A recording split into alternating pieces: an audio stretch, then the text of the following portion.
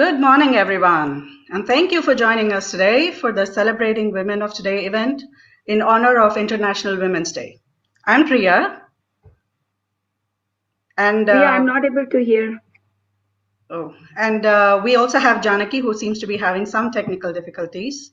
Janaki, I think we can hear you. And we're both going to be your hosts for the day. Janaki, can you hear me?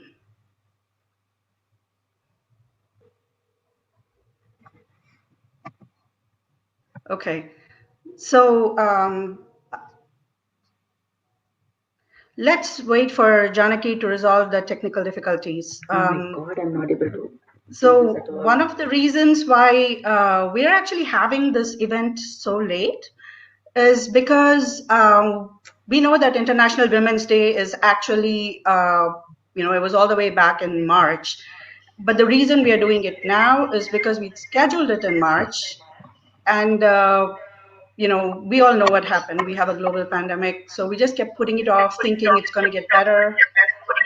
And then we realized that this is the new normal. And so we're just going ahead with it now. And we think that every day is good for celebrating women. So we're just going to be celebrating International Women's Day today. So we're going to start off proceedings by letting you know, first of all, what we have in store for you. We have such a treat for you guys today. We have two panel discussions. One of them is about Trailblazers, and the other one is a VC panel. We have a fantastic panel of women who are all, very accomplished in their fields. They're all going to be there in both panels. We have a starting keynote address. We have an ending keynote address, which is actually going to be a fireside chat. The starting keynote address is by Anna Anbuselvan. The ending keynote is going to be with, it's going to be a fireside discussion with Erica Kramer. Really exciting stuff. So let's jump right in, okay? It's my pleasure to introduce the co-founders of ATEA right now, Lena Kannappan and Ram Nagappan, who will, they're here to tell you a little more about ATEA. Lena Kannappan is a seasoned entrepreneur with almost 30 years of software experience. He founded a company called Fusion Solutions, which got acquired by 8K Miles. Lena currently leads and directs the business operations for Healthcare Triangle, where he also supports investments and M&A activities. He is one of the original creators of SAML 2.0 and Federated Identity Model, which has enabled the success of SaaS, cloud, and social networking. Ram Nagappan is the Chief Information Officer for BNY Mellon Pershing. With more than 30 years of information technology experience, Ram oversees the firm's technology product management and digital experience delivery for wealth management solutions. Lena and Ram, it's all yours now.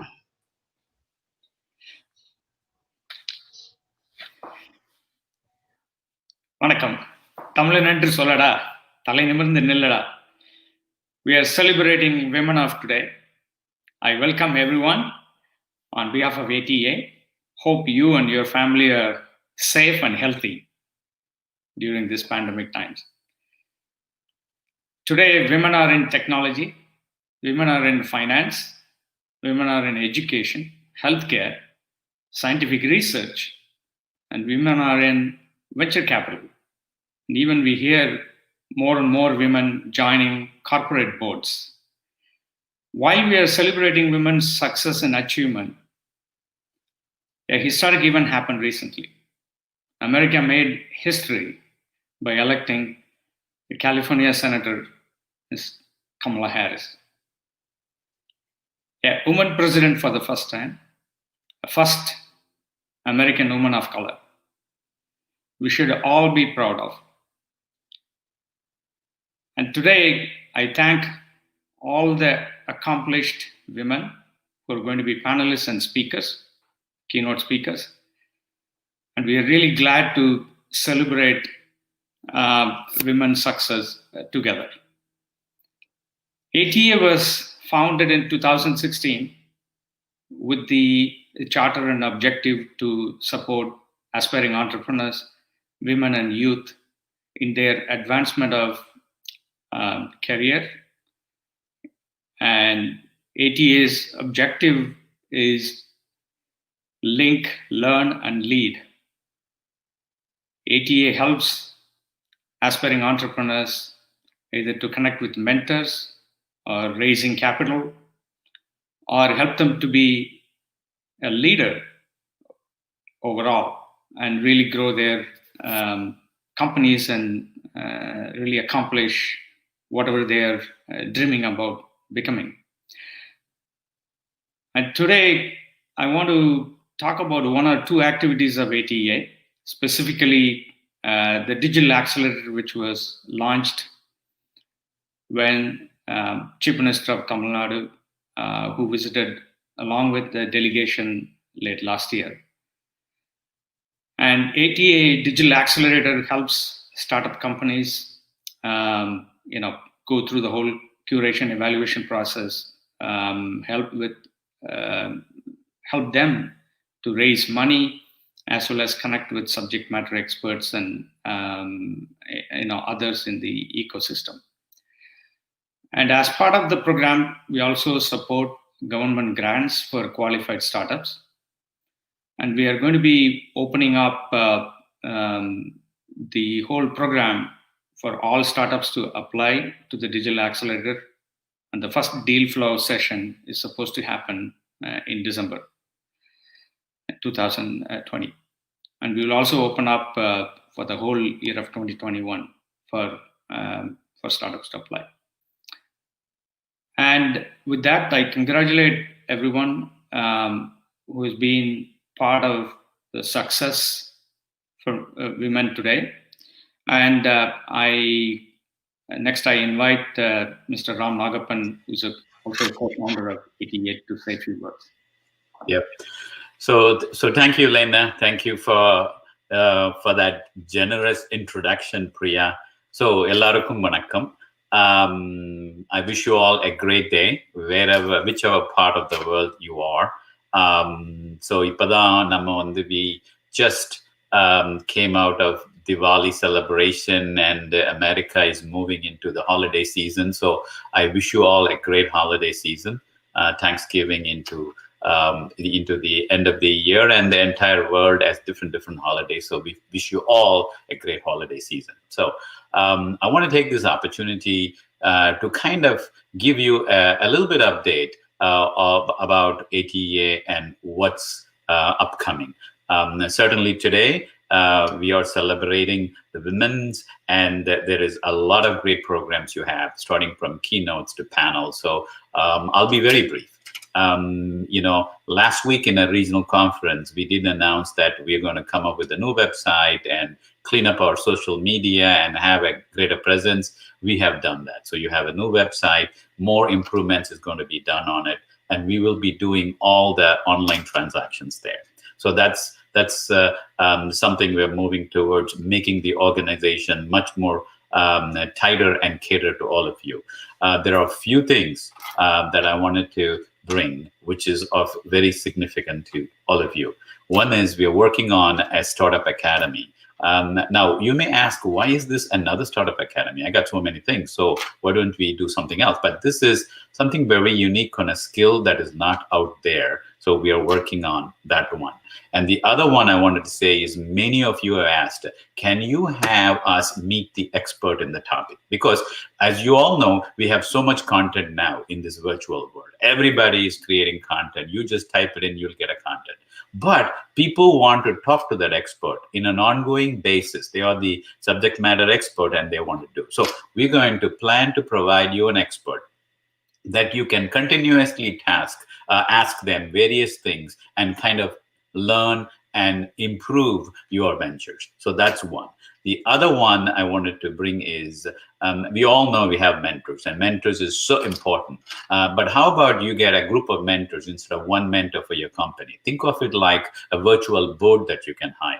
So that's another one that we're working, that you're going to get a group of kind of a mentor and advisor that you can actually get, like maybe 5 people that has a full breadth of information that you can tap into. That's the other one. And the last one that I want to say is we're working on publications and research and providing data that you're going to see today called index indicators of Indian entrepreneurs and entrepreneurs of any of the ethnic segment as well. So we'll be almost like a research organization to provide you data, because the measurements are very important for you to actually take it and apply it to your ventures and what you wanted to do. So all I wanted to tell you is we need help, we need volunteers, we need your support. Follow us on the social media and be a part of this initiative and enjoy today's event. Now let me give it back to Lena and Priya. Thank you, Lena. Thank you, Priya. I'm so sorry for the technical glitch, and I'm happy to be back here. Priya, you rocked the stage with that introduction, and Lena and Ram as well. So happy to be back. Yeah. I'm glad you resolved that, Janaki. Glad to have you here. I think we're going to play a short video now about ATEA for all of you. உலகின் தொழில்துறை முன்னோடிகள் அதிக அளவில் வாழும் நாடு America. புத்தாக்க சிந்தனைகளால் புதுமைகள் படைத்து நவீன உலகில் வெற்றி பெற்ற apple, Google, Microsoft, Facebook, Amazon, Tesla போன்ற உலகின் மிகப்பெரிய நிறுவனங்களை உருவாக்கியதும் அமெரிக்காவே.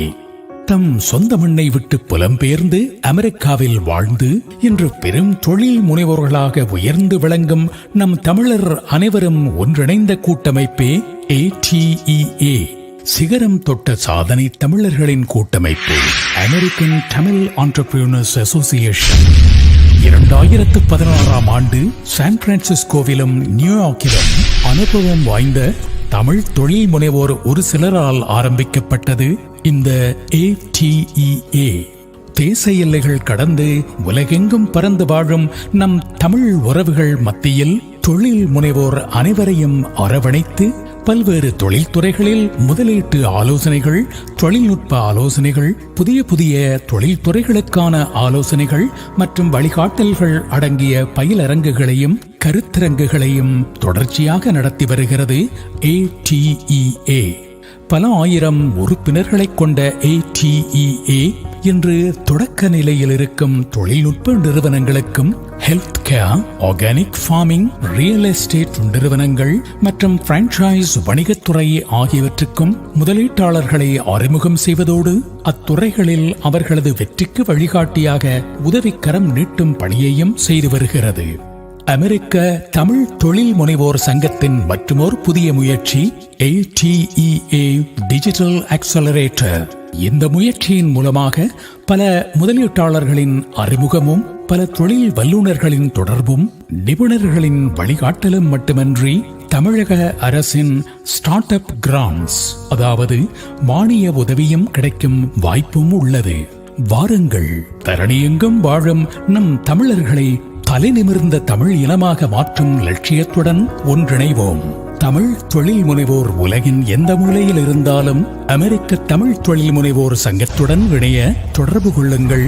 மின்னஞ்சல், இமெயில் contact@ateausa.org, இணையதளம் www.ateausa.org.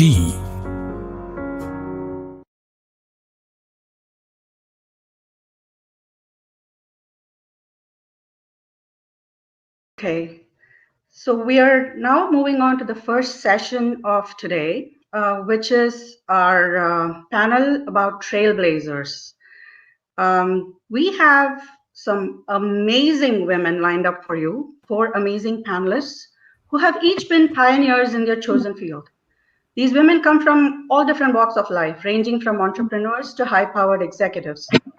So let's join this session now to hear from these trailblazers about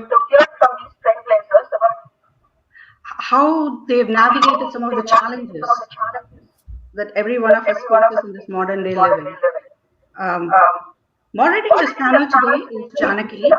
Janaki is a global account manager at NetApp. A little known fact about Janaki is that she played soccer for the England women's team and represented India in international tournaments. She describes herself as a hardworking dreamer with a never-ending to-do list and a citizen of the world who loves to engage with the universe. Janaki, the stage is all yours. Thank you, Priya. Can you guys hear me well now? Yes. Absolutely. Okay, wonderful. So I'm excited to be here, just like many of us. And women today are trailblazers, right? They are more career ambitious and financially independent than ever before. So it's my pleasure and honor to be with these amazing women trailblazers who have found their voice and propelled in their careers. So thank you, ladies, for investing your Saturday morning with us. With that said, and I would like to start some introductions going. If I were to introduce everybody, I would not be doing justice because everybody has multiple pages of bios. So I will let them introduce a little bit about their background, and to add some fun fact to it, like why don't you just state a fun fact about you guys? Absolutely. Should I go first? Oh yes, please. Sorry. Good morning, everyone. My name is Sonia Pena. There is a lot of feedback in the sound.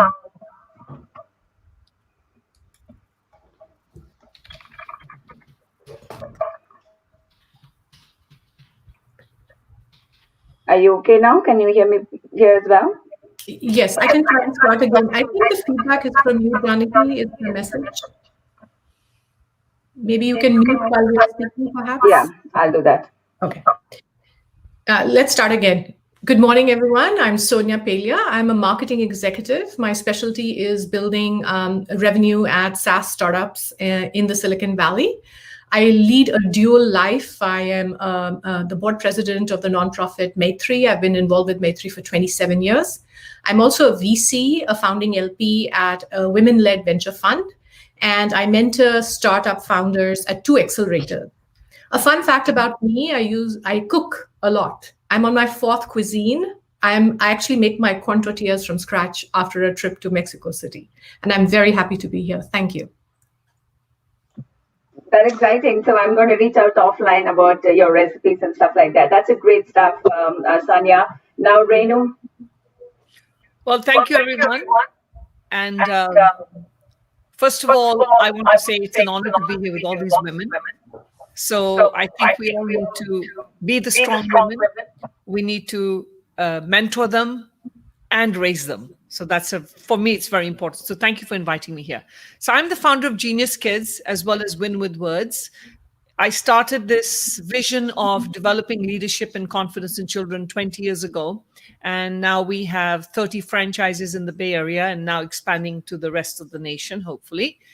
And fun fact about me, let me see. Fun fact about me. I love being a grandma. I never thought that I would want to be a parent again. I thought I was done with my 2 girls, but being a grandma is another elevation in life. So all those out there who fear being a grandma, call me and I'll give you an experience of a day with the 2 that I have.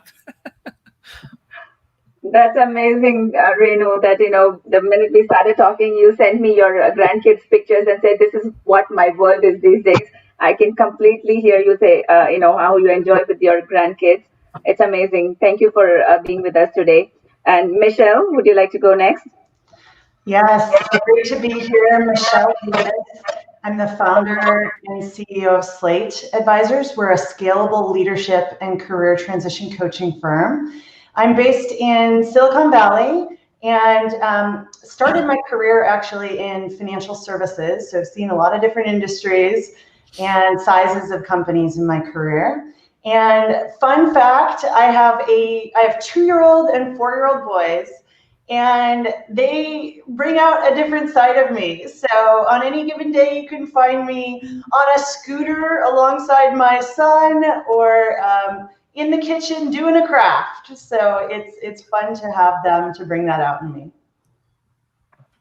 That's awesome, Michelle. Definitely kids do bring the best and worst in us. Trust me, I have 2 daughters. So definitely, we all have experienced that. And more good, I hope, and than the worst. And Radhika. Yeah, hi Janaki. Good morning, everyone. Very excited to be here and actually very thrilled to be among this group of very accomplished women. Just a little bit of quick background on myself. I've actually been in tech for over 2 decades now. The last 10 to 15 years managing tech businesses. And fun fact about me, our family loves to travel. So, since we had our daughter, we've been to about 30 countries and still counting. Traveling is definitely I just put travel as my bucket list, and it's a never ending list. Like Priya mentioned about I do have a never ending to do list. One of that is this traveling. So it's amazing that you visited 30 countries. That's awesome. That's one of my dreams. Okay, so without further ado, we can just jump into the panel. The Trailblazer, the name itself is like, oh wow, happy to be with all of you wonderful ladies here.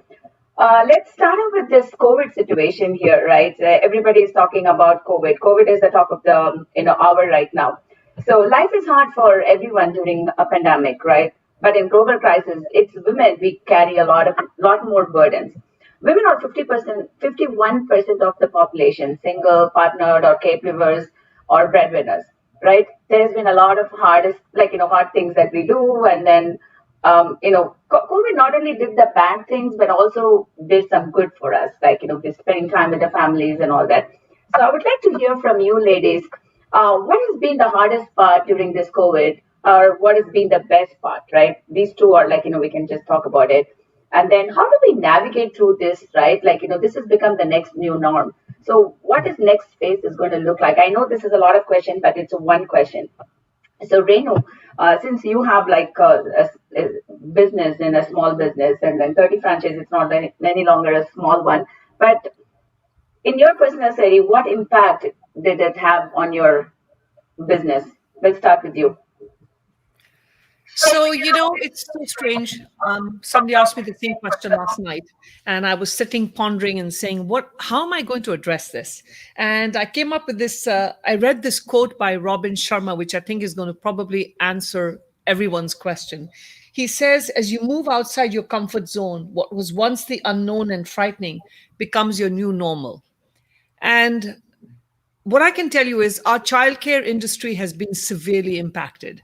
And I really hope that all those who are listening who have children out there will be very sensitive to their daycare providers. My role right now is not only as a CEO to all the franchisees who I have to motivate, I'm also a business owner. So I have to also motivate myself every morning. And it has been very disheartening, I will be honest with you. When March 16th, when the shelter in place kicked in, we all thought, this is going to be a 2-week thing, or it's going to be 4 weeks. And so what did I do in those 4 weeks? This is about the one good thing that came out of it is I wrote a book. Since I was at home and I thought this is just going to be 4 weeks and I couldn't go anywhere, I decided to write a book. So that's been the one positive point that came out of it is I have a book that's become a bestseller. So thank you, COVID, but only thank you for that. That's it. Only for the 4 weeks. The rest has been a real roller coaster. And I would be lying if I said it's not difficult. It's very hard every morning to get up because, every time you turn on the television, there's something new. And the industry has been impacted so severely because we cannot keep as many kids as we used to. So if a room had 24, you're down to 10, but yet you have to increase your staff. And the amount of supplies and the amount of just regulations we have to follow, we are in the red. I mean, I would be surprised if anybody said that they are going to be profitable during this time.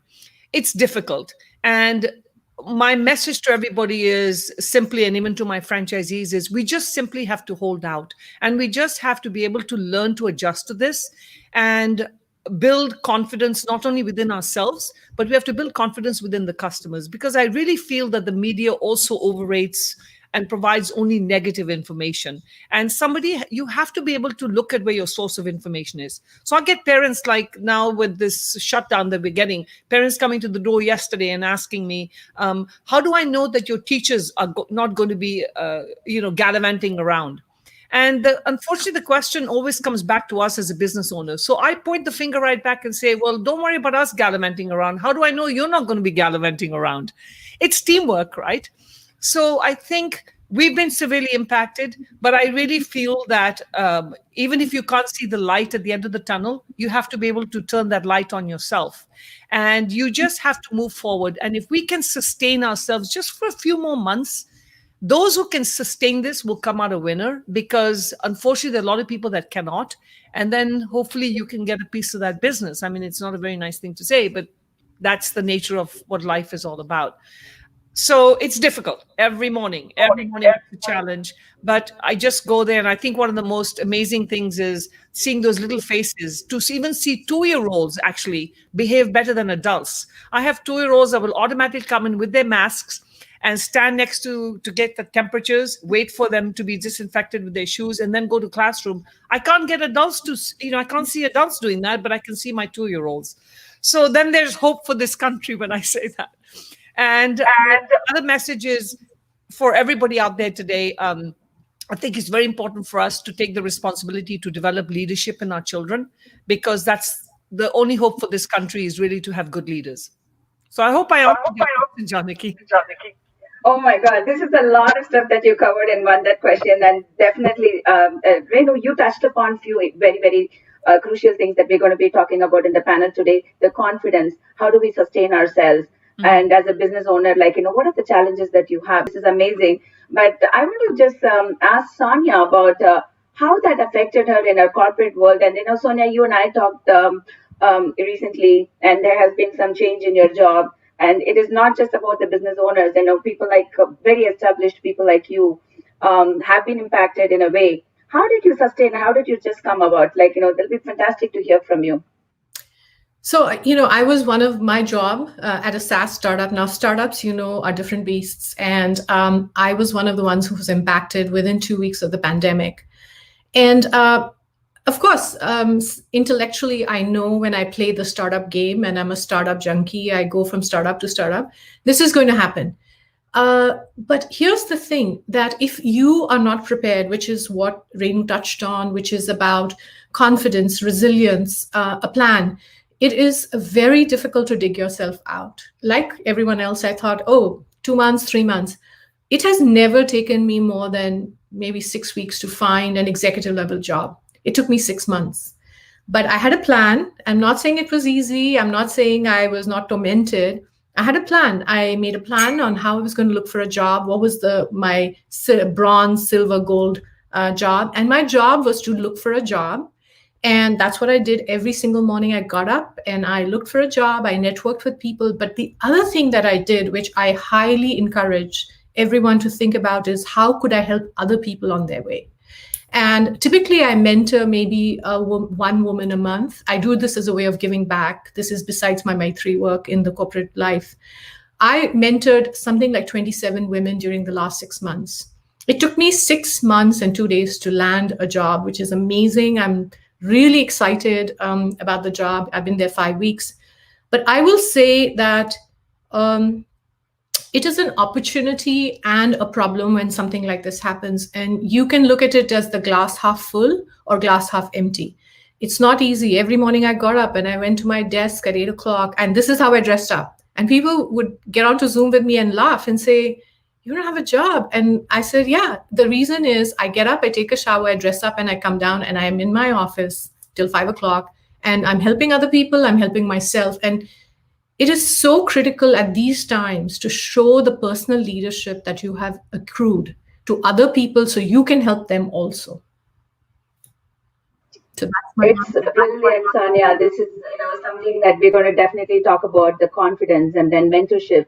And showing up not just for anybody else, showing up for yourself, right? Getting dressed up and being in front of the Zoom. I also do that, even if there is not mandated to have a camera turned on, it gives me motivation to just get dressed up and then go show. And you dress up well and you show up, and the confidence, internally it just builds the confidence. It's a confidence booster if we look good. And Michelle and I were talking about it. Michelle, in addition to dressing up well and all that, you talked about exercising and all this stuff. What's your experience on how did you stay afloat in this pandemic? Yeah, so one of the big takeaways I've had is you've got to take care of yourself. And that can be exercising, that can be meditating, that can be relaxing, whatever it looks like for you. But what I recognized in myself is that I was really viewing it as a zero-sum game. That if I took time to exercise, for instance, that was time that I was taking away from my work. And it's not true. So what I found is when I started exercising in the morning before my boys woke up, which is time I would usually spend hopping on my laptop to do work, I actually was finding myself more energized and more productive in my day. So I think the important thing to remember is it's not a zero-sum game, and that taking care of yourself is actually important for your productivity as well. That's brilliant. I think all of us wanted to hear, like, we talked about confidence. So let's start off with our first, questions with this confidence thing, right? Everyone aspires to be at a point in their life where we confidently say that it is, I can find my next gig. For example, like, Sonia talked about how she was able to get her next job within 6 weeks. And not everybody's, that confident, right? So a lot of us are, still struggling with, what's my next gig going to be, right? But it's no longer about a job. It's more about being confident. In general, women are more competent and hardworking, and we outpace men at school. I'm sorry, guys, but we do outpace men at school. So, having established that, why is it so difficult to keep up the confidence later on our lives, right? Radhika, I would like to ask you this question, so we can start with this. What challenges have you experienced as as a woman in leadership, right? How did you how did you overcome these challenges? And how can you just keep the momentum going, like what you were very confident in this, the school girls, and then to a leader, and continue keeping up the confidence?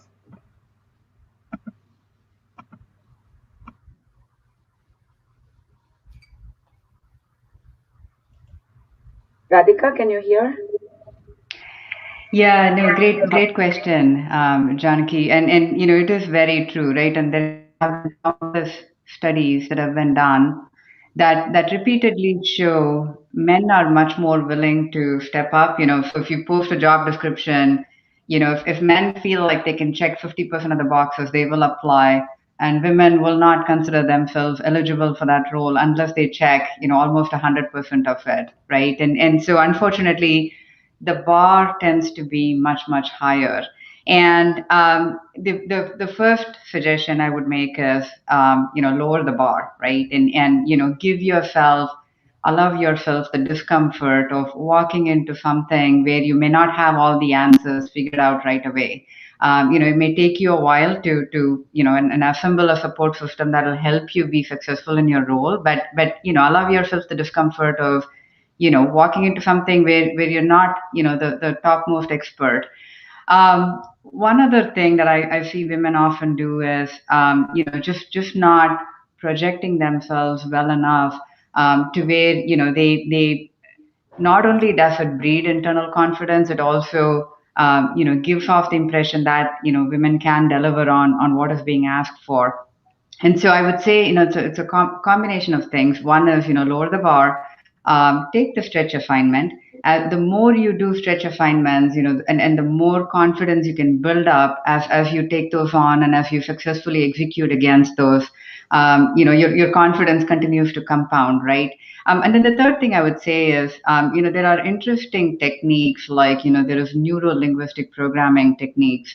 And I've actually sat through some of these sessions, right, where the way that you project yourself. I mean, Sonia talked about dressing up in the morning and feeling that inner confidence.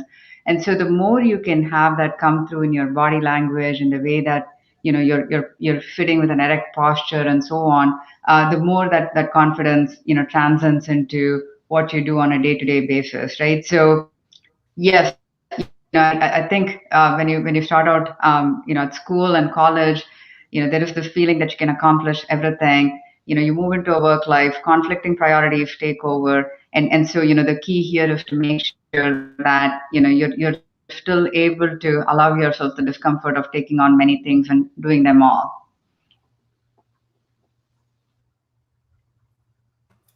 That's amazing. Like, Renu, what do you think about how to keep up the confidence? Like, you have come a long way.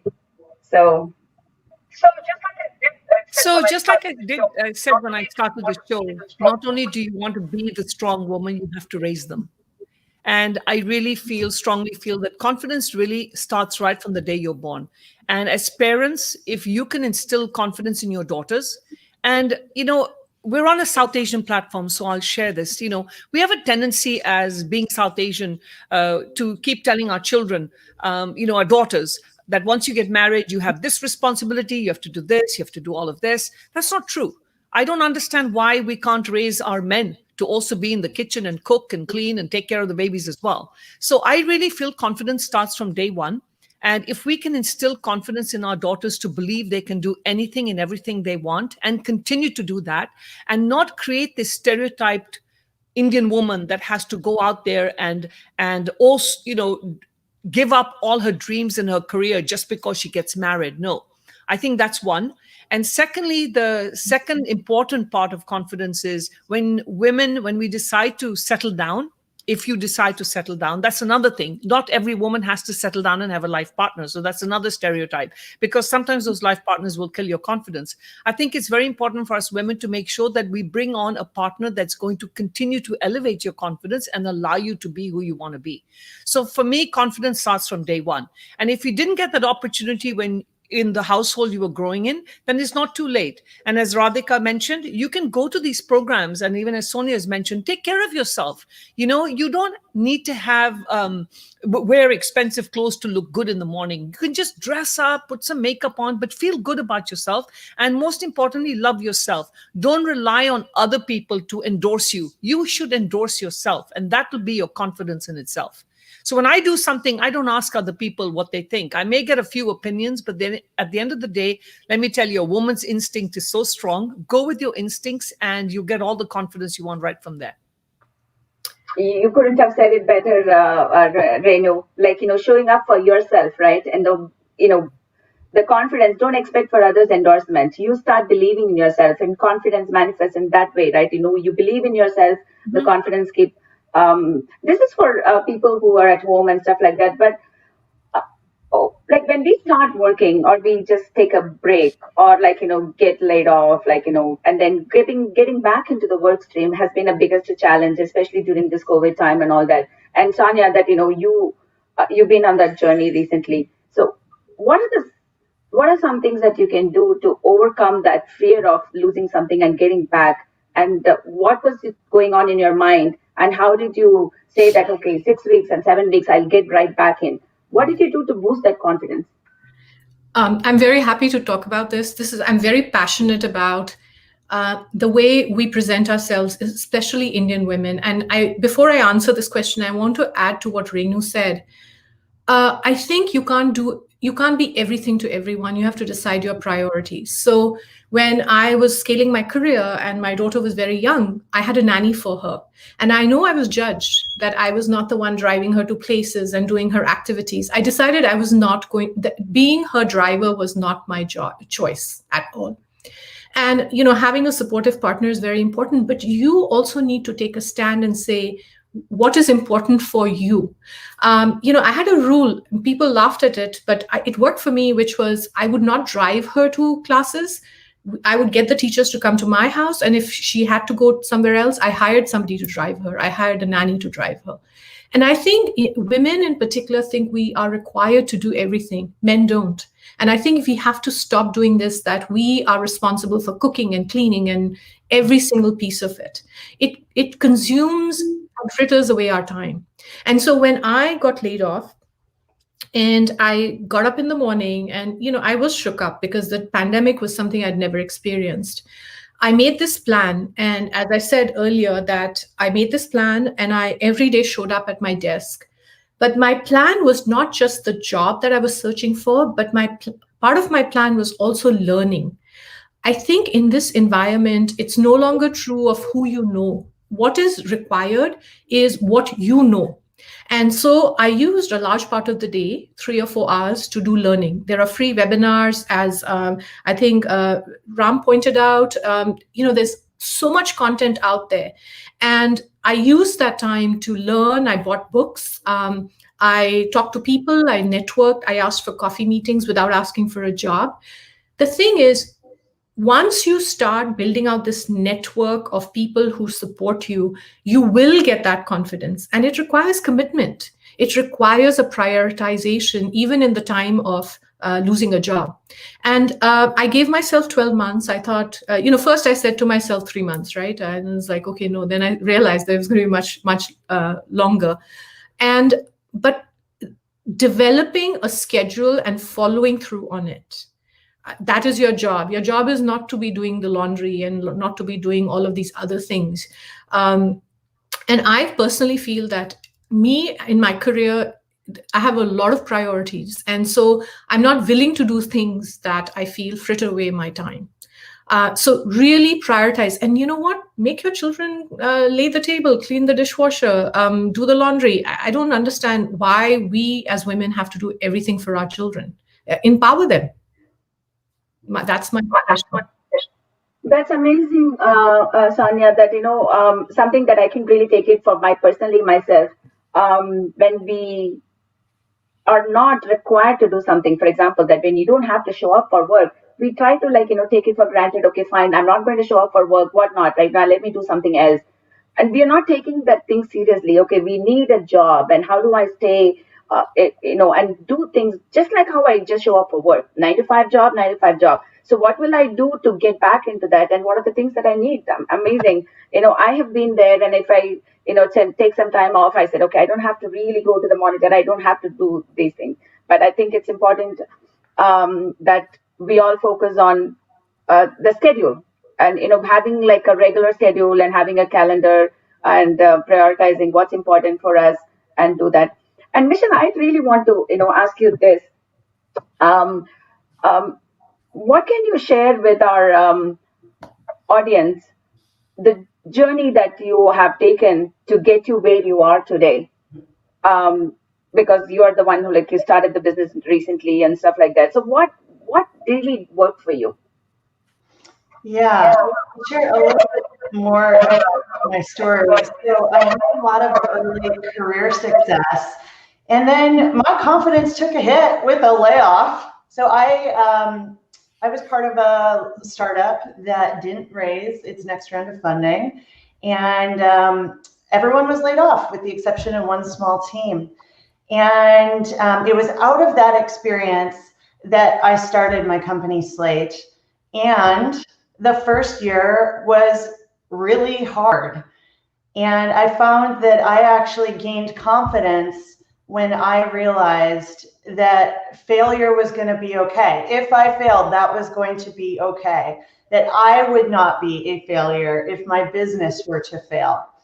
And it was in a dark moment of that first year where a friend of mine from business school told me that even if my business folded, she would consider it a success because my business had helped people and I had personally learned a ton and grown as a leader. And that was a really big aha for me, to separate my own sense of identity from the outcome of my business. So that was a huge shift in where I was seeing my confidence. Michelle, this is amazing. Separating yourself from your own identity from the outcome. I think this is spot on because, if the outcome can, if it is not what you expected, this can completely ruin the confidence that you built, right? So it's amazing that you're able to do that, and I'm still struggling to get to that point. I want to interject here, Janaki. Sure. I wanted to interject and say, I think one important thing, I think as women, I'm not sure which young lady mentioned this earlier, that we all want to be superwomen, right? And I think one of the biggest problems we have is we don't know how to leave situations when they're not good for us. We don't have the confidence to exit. So yes, it's unfortunate people get laid off, but sometimes you're in situations where you just have to call it quits, whether it's a personal relationship or it's a business. And I think that's very important for women sometimes to just say, hey, I'm calling it quits, and just try something new. And that fear of the unknown, whether it's a personal relationship, leaving a marriage, or a boyfriend or whatever it may be, or a job, if you're in a hostile situation at work, or even a business right now with COVID, and many businesses that may not make it. It's okay to say, I did my best, I've tried everything, and then cut your losses. And I think that's very important. And as women, we try and fix everything, and that's not possible always. So you just got to call it quits at times. That's wise advice, Renu. So while we're on the topic, I'm just going to touch about taking risk and when to call it quits and stuff like that. I was going to talk about networking, but I'll just park it for a second. Taking risk and doing what we really truly care for, right? A lot of times we come to the fork in the road. The few times we don't even realize we're at the junction of the fork, right? And standing there, or sometimes we ignore that as well. So then you realize which part that you need to go, and then you take that. So having said that, if there is one thing that you would have done differently to get to where you are today, what would that be?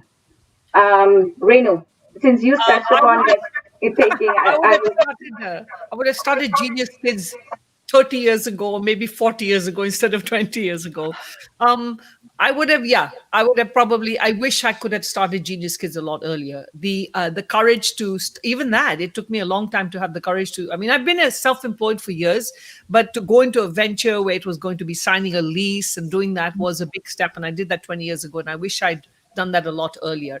And even now, people ask me, you're being hit so hard by the COVID. Don't you regret it? No, not at all, because the 20 years has been an amazing journey. And I still know that if we can just tweak a few things, we can still continue to make it work. So I'm happy also to answer this question, part of this, because I changed my career. I'm on my third career. I'm not sure what is my fourth career going to be, but I'm preparing for it, even though I don't know. So I came up with this model for myself.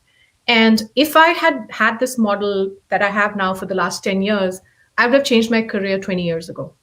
And the model that I have is that you've got to always sort of be thinking, what next in the next 10, 12 years?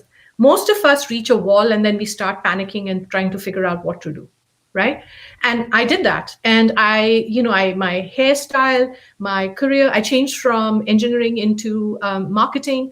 If I had really known what I know right now, I would have done this much earlier, because I didn't have this process by which I was thinking. And number one is always to think ahead, that what next? The second is to become a constant learner. And constant learner means learn things that interest you, that excite you, read widely, talk to interesting people. And then the third thing is to be passionate and committed to the journey. And what happens with that, if you have these three pieces together, when that opportunity comes, you never need to say, oh, I'm not ready for it. And I think, Janaki, you made this point that when that opportunity arrives, perhaps you're like, wait, I don't have that skill set, or I don't have that transition to make. But you can then stop that job you hate, or restart your career or change directions. So really, really important always to be thinking ahead. Of course, there'll be moments where you'll have some downtime and you'll say, I don't have the energy, or I have another commitment, or perhaps there's a family situation, etc. But always having this long horizon in front of you and treating it as an adventure is really important. Janki, this is Radhika. I'll go ahead and add my 2 cents as well. So I think a lot of this comes, the taking the fork in the road comes down to your definition of success, right? And what it looks like. And it doesn't have to match somebody else's definition of success. I mean, this is a realization that I came to some time back, which is there isn't a single path that leads you to where you want to be, right? I mean, you need to do the introspection. You need to understand what your metrics of happiness and success are, and pursue that path. And that gives you the confidence inherently to take risks and go down the path less trodden, so to speak. Thank you so much for that, Radhika. And I want to just take a moment to, address our audience. If they have any questions to any one of the panelists, please feel free to post the questions in the chat. And we have a moderator. We have a person who's closely monitoring the chat session. Definitely, we'll take these questions to the panelists. So we talked about confidence, we talked about taking risk and stuff like that. And this is something that I personally struggle with. All of us struggle with at some point in our life, right? It's about women won't suck. Oh, sorry, just a second.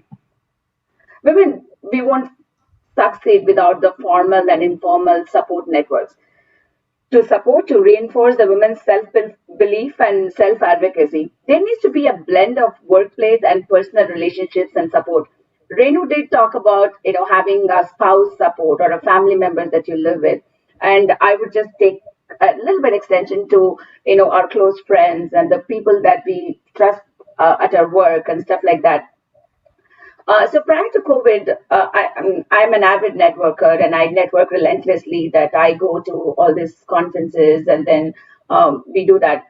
But in general, women, we don't do that, right? So when we get 2 hours extra time, say, oh, let me go back home and take care of my kids and take care of the, laundry or whatever, pending work that we go shopping, whatever it is. Men take that time to network, and COVID has not made it any easy. So what do you guys do? What are some of the things that you do? One, to network, and two, in the COVID situation, how do you network in virtual world? So Sonia, we'll just start with you. Okay. So again, I'm going to say that, if you are really determined to have a powerful, successful career, you've got to commit to it. It's not something you can say, I'm on, I'm off. And the other thing is that you've got to be intentional. I don't do many things other people do because my priority really is Maitri, and it's my career. It used to be my daughter and my husband, and my husband would sometimes jokingly say, hey, I'm on the bottom of the list. And I would say, you're on the list. You should be glad, you could be off the list also. But jokes aside, I think you have to be very intentional. You have to test out many networks before you realize where you fit. And it necessarily is not a Desi network or a woman network or a startup network. You've got to test and try many of these. And you have to commit time. And it's not just what you get out of that network. Remember, what you offer other people. So it's not a prescriptive transaction that you want to do, that, oh, I need to network, so let me talk to Janaki and see how can she help me. In the end, it's about also giving back. I find the problem right now, actually, COVID has actually been a blessing in networking because everyone's home, nobody's commuting. You can do a 15-minute call, reach out. If you get rebuffed, that is a person that's not going to network with you. Reach out to people. For example, I'm an open connector on LinkedIn. People ask me, so long as they're not selling me anything, I'm happy to chat with them for 10 minutes. There are amazing women's organizations, Parlay, Alpha. There's the Women in Product. There is a marketing association. There is Lunch Club. Join these, do the 15-minute calls, and share your knowledge. Become that trusted advisor yourself, and don't dismiss what you have. I can 100% guarantee if you're hearing this, listening to us, you have something to offer. And then always go with this idea of how can you help somebody else also. And you will start to find this flourishing network building around you. That's a great suggestion, Sonia. So building network and having this regular cadence, networking is important. And, this is definitely going to help us find the mentor. So networking leads into certain aspects of finding the right mentor for you, and that mentor becoming a sponsor for you. So these are all the effects of, you're going to be sitting here and not connecting with people. Other people don't even know what you want, right? So I think it's a great point that you talked about. And you did talk about mentoring. I'll just come to that in a second. But I want to talk to Michelle about how does she network and what are some of the things worked best for her? Yeah. So first off, I loved and want to echo what Sonia shared. And when I think about networking, I think about the importance of both loose ties of the broader networking, but also the importance of being strategic about your inner circle of networking and thinking about who are the different types of people who you need in your inner circle to empower your success. And one of the concepts that I've personally found valuable is called the personal boardroom. And there's an author named Zella King who wrote a book about this.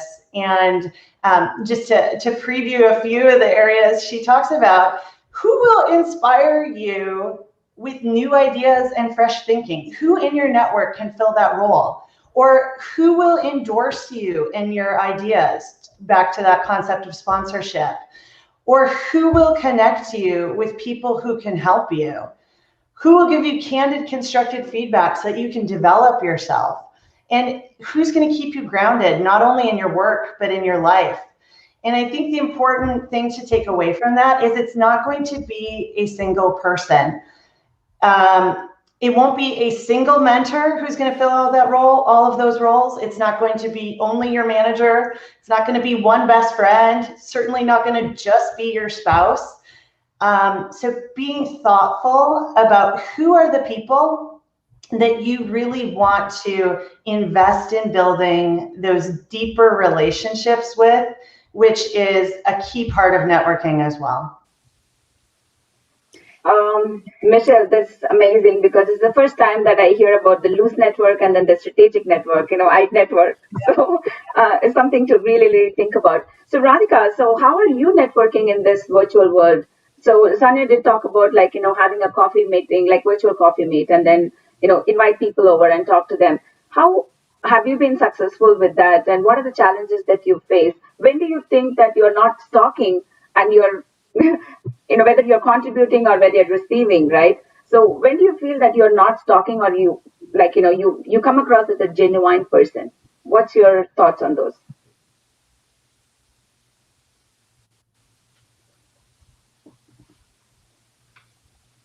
Radhika? No, great question, Janki. So are you able to hear me okay? Sorry about the audio difficulties at my end. So I think both Sonia and Michelle made some great points, right? And in these COVID times, when you can't actually get together face to face with somebody for a cup of coffee or lunch, the best bet is to continue to apply some of those same principles, right? And be very strategic in the way that you approach things. Oftentimes, people get turned off when you're networking when it's purely transactional, right? You reach out to them because, you have one particular thing that you want addressed at that point, right? And that could be, you're on the market for a job. You reach out to somebody in your contact circle that might be able to help you. And then, you don't stay in touch with them any longer. So that is generally not good form. So the one thing I would say is even in these COVID times, be very strategic and keep in mind, as Sonia and Michelle pointed out, I mean, it's got to be a mutually beneficial relationship. It's also helpful to, as you come across interesting, news items or let's say, somebody in your connections is posted some update about himself or herself, to reach out and acknowledge that, right? Congratulate that person or let them know that, you take a note and you wish them well. So keep having an ongoing mechanism, and there are so many different communication avenues available to us these days, right? So, you have text messaging and phone and email and WhatsApp and what have you. So taking the time to engage with your network in a way that is truly, convenient for the other party and is conducive to that back and forth communication becomes very, very critical, right? And this isn't just about, virtual coffees. I think that they're great, and you should do that to the extent that you can. But taking the time to engage one-on-one, as well as there are all these forums, as Sonia pointed out, whether you're in product management, it's a functional area. There are forums around, maybe the group that you want to belong to. And so actively getting involved in those and investing the time in it as well helps a lot with staying in touch.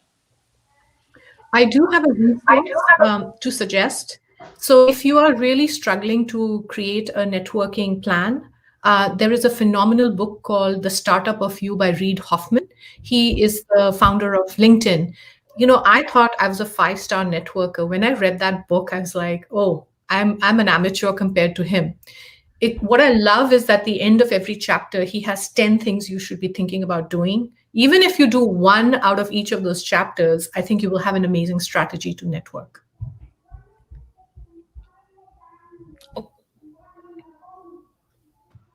Okay. Brilliant point. These are some things that we can. Can you talk about some places where women can network, or some, they need to stay on top of these things? A lot of things are out there, right? What are some of the areas that they can go and join and develop these networking or get some help? So I think in terms of networking organizations, the other three young ladies, Radhika, Michelle, and Sonia, probably can give better advice on that. But I'm the kind of person, I'll network wherever I go. I'm one of these people, if I walk into a room, I'm not going to go into my little comfort zone of a social circle. I'm going to look around the room and I'm going to find somebody I don't know. And I always make an effort. My goal is wherever I go, and it's not about asking for help or anything like Radhika mentioned, it's got to be a two-way relationship. I always make an effort to, my goal is when I come back home, I should have met at least 2 or 3 people that I didn't know before. So that's my idea of networking. I go out there, I get to know people. And now not everybody is going to be someone you want to bring into your little, inner zone, but make the effort. And I find that we have a tendency to get into a comfort zone of just going into parties or events and just finding a little group and sticking in those groups. I don't believe in groups at all. I teach my students the same thing. I tell students, now, of course, they can't sit next to each other, but the theory at Genius Kids has always been, don't sit with the same person every day. Go sit with someone new and then ask them who they are and learn about them, So I feel that's one of the best ways to network. And I think, as Sonia mentioned, COVID has been another good thing about COVID is you learn to use Zoom and now StreamYard and get to know people. It's actually easy. You don't have to sit in your car in traffic anymore. You can just grab a drink like Sonia and I were doing yesterday in the evening and talking. So I feel and even teach your children that. Start grooming your kids. We're already doing it. We're learning it, but start grooming your kids to make new friends and learn more about people. Learn something about them and add that to your list. So Renu, this is amazing because we talked about networking. You covered the entire spectrum into the networking because putting yourself into the uncomfortable situation. So don't go and look at the familiarity or that he looks like me, she looks like me, or oh, I know them from that, right? Go and talk to somebody that you've never met with, right? So that's your first taking risk. Will that person talk to me? So taking the risk and putting yourself in an uncomfortable situation, and then when you start talking, you build the confidence. Yeah, he's talking to me, he's responding. Why did I think? We all have this imposter syndrome, right? Even if people genuinely compliment, and I, for myself, cannot take that compliment. If somebody says, wow, that's a beautiful purse that you're carrying. Oh, no, I got it at the sale, right? So why did I say that? I deserve to have a nice purse. And then, or vice versa. If somebody goes, oh, what brand is that? What's wrong with saying it's from Target? I don't understand why people can't say that. The other way around too, right?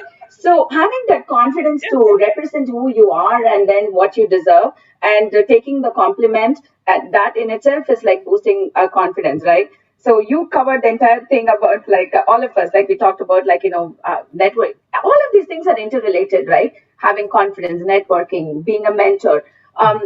Sonia, we are almost at the tail end of this time. I have a time check 2 minutes, but you talked about mentorship, right? At what point of you mentor a lot of people. So where that mentor, at what point in the mentor becomes a sponsor, or something, the signals that we can get. And I want to say what Radhika said. You don't want a transactional relationship. Mm-hmm. So when I was really struggling in my career about 15 years ago, and I had this coach, and he was amazing, and I said to him, Jerry, how can I pay you back? Because it was all voluntary. He was mentoring me, and he said, I want you to pay it forward. And so I always do Maitri work. I do peer counseling there. I work with survivors of domestic violence, but I really took what he said to heart, and I said I was going to help anyone who reached out to me. So what happens is there's a natural relationship. Not every person you mentor or you are being mentored with will be able to offer you something in return. However, there is a law of karma, right? So I'll give you an example. In the 6 months, every event I went to, I said, I'm open to mentoring you if you need help. When I presented at panels and I do webinars, etc., and people reach out to me. And sometimes it's happened that, in fact, this just last week, one of the women, she reached out to me and said, I need help. And we've been talking for about 3 months. And then a startup reached out to me and said they're looking for their first marketing hire. And I asked her, I said, are you interested? And she said, absolutely, I'm still looking for a job. But did this happen with all 27 of my mentors, people I've been mentoring? No. But remember this, that if you're completely focused on a transactional relationship, it'll come across. So I'm a mentor. I'm mentored sometimes by people, and you have to have a relationship that's based on trust, respect, kindness, and then things will start opening up. You can't go thinking that somebody's going to sponsor you and give you a job. No, I'm really. That's some of the great advice, Sonia. That looks like we are 7 minutes over. The whole day we can talk about all of these things. And but what a fantastic morning! You know, this Saturday is one of the best Saturdays ever since the COVID started for me personally. So I really take this time to thank you on behalf of American Tamil Entrepreneurs Association for being with us and sharing all your success and the lessons that you've learned. And I'm sure that audience got a lot of takeaways from this conversation. And with that said, I would like to end this panel. Thank you again for all of you, Thank you being here. Thank you so much. Thank you.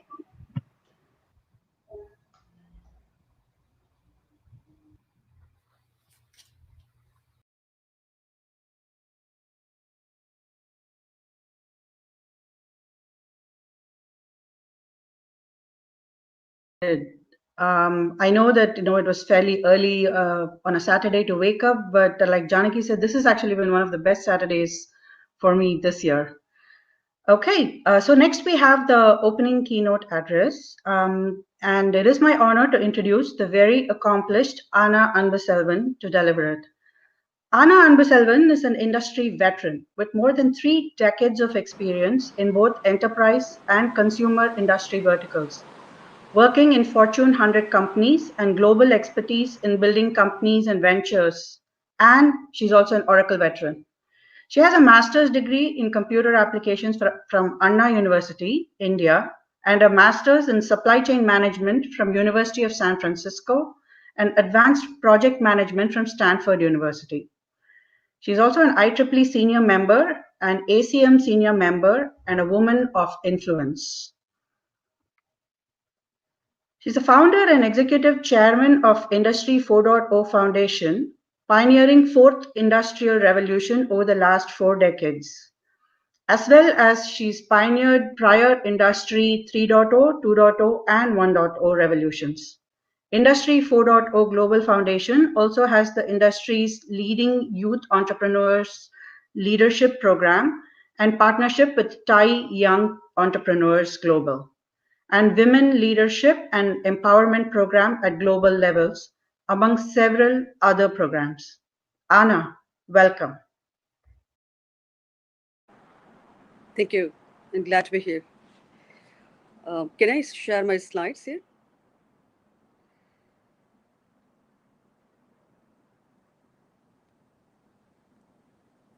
Yes, you can share your slides.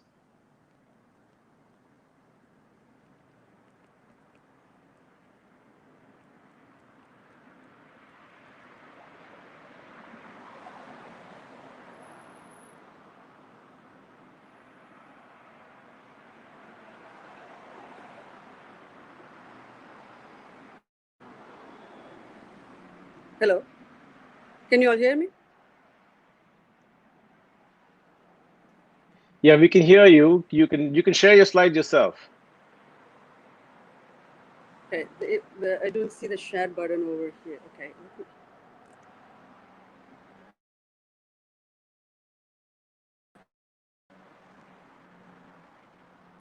Can you see it now?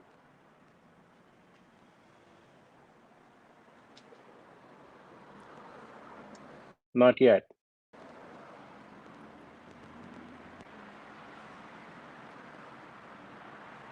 Share screen, select application, and the program has the slides. Where is this share button?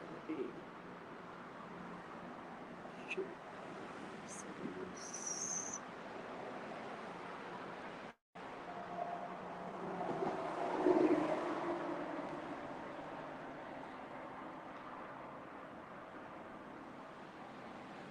Is at the bottom fourth button, okay. Well, I see the chat, settings.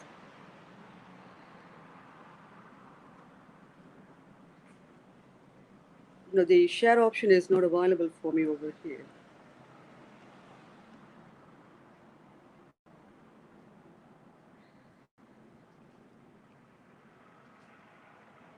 Yes, please, if you can take the slides and share, that'll be great.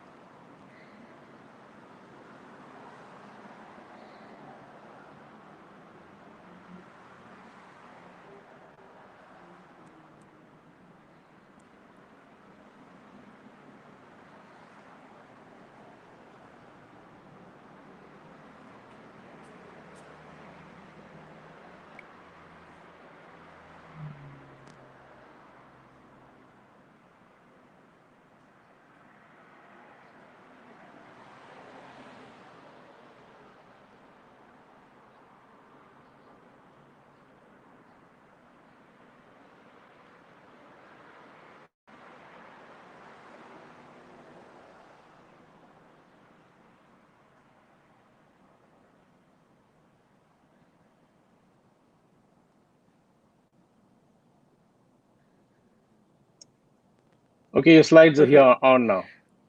Yeah, so we can see the slides now. And appreciate if you could move the slides as I talk. All right. Perfect. So let's move back to slide one, the first slide. Okay, great, thanks. Thanks everyone, and thanks for being here on this wonderful event of celebrating women of today. My today's focus is going to be on three key focus areas. One is to talk about the Industry 4.0, and secondly on the future of innovation and the venture capital, the paradigm shift that is happening. The third is the women in venture capital and empowerment of women. So let me start here. The future of innovation and the venture capital. My name is Anna Selvan. I'm the founder and executive chairman of Industry 4.0 Foundation and also Industry 4.0 Ventures.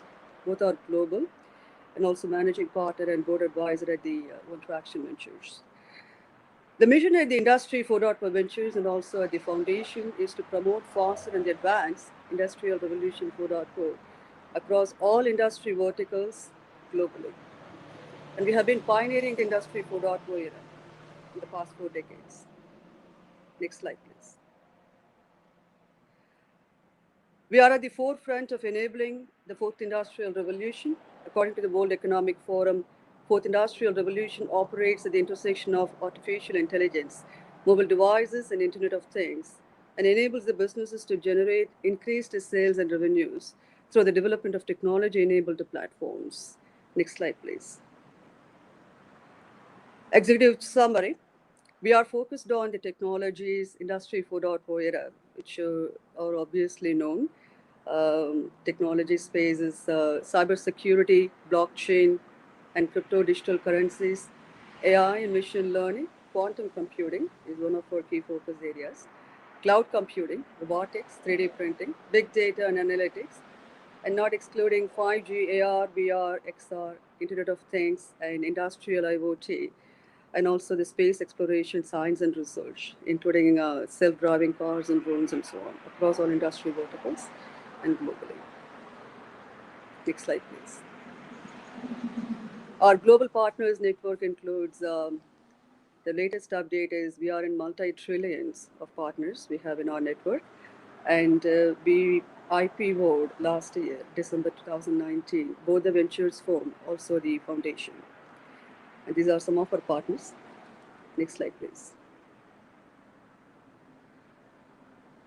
few more partners. Partners include academia, institutions, corporations, governments, globally. Yes.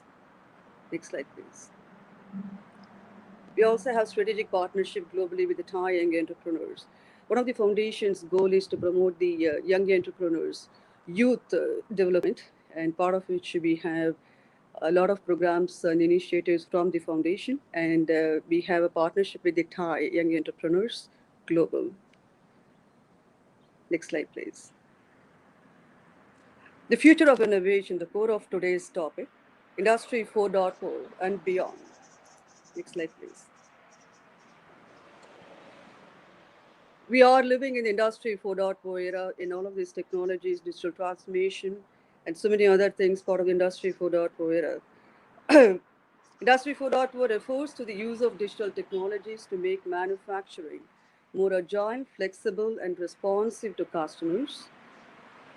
And it allows the enterprises to transform themselves to operate and function efficiently in today's challenging world, particularly in these pandemic times, where the digital transformation is one of the key focus globally across all governments and across all countries and across all corporations. Next slide, please. Technologies are game changers from the previous era. Some of them include big data analytics, smart sensors, 3D printing, cloud computing, augmented reality, IoT, and some of these technologies I've talked about in the previous slide as well. But these are very significant in terms of how the entire landscape, Industry 4.0 landscape, changes the paradigm and shifting from the previous era to the current Industry 4.0 era. And the core Industry 4.0 layer includes data and analytics, which are the core capabilities. Next slide, please. I'm going to talk a little more in detail about the Industry 4.0 technologies in this slide. So the technologies are at the forefront of all industry verticals, including governments, United Nations, globally. We work with all of them. And horizontal and vertical integrations across all industries and across all siloed systems across the enterprises, and operational efficiency 2.0 and global digital operations. So digital era, digital currencies is what we are living in, particularly in these pandemic times. And blockchain as a universal platform, which is also a core adoption happening over the past few years, and the mass adoption in the blockchain space. One of the key things I want to highlight here is the DeFi system, decentralized finance system, is dead, which means the prior innovations happened part of this are dead, including in both blockchain and also in the cryptocurrency space. So the entire paradigm is shifting towards a new innovation model, moving away from the current DeFi, which is known as decentralized financial systems. So that is a key point to note here. And crypto and digital assets are replacements for the federal and the central banks and fiat currencies globally. And artificial intelligence wide adoption is happening across all industry verticals, and cybersecurity solutions are key implementation priorities to combat the cyber attacks, which are, again, in the last few years, cybersecurity is one of the key focus areas for all major enterprises, including ransomware attacks for the individuals, and this is a board level priority for companies. And 5G technologies, countries' adoption in China, US, UK, Europe, and Asia. Again, you have seen the Huawei scandals. We are moving away from that 5G. All countries have banned 5G from Huawei. So we are moving away from the previous Huawei 5G era to the new one. Industrial IoT.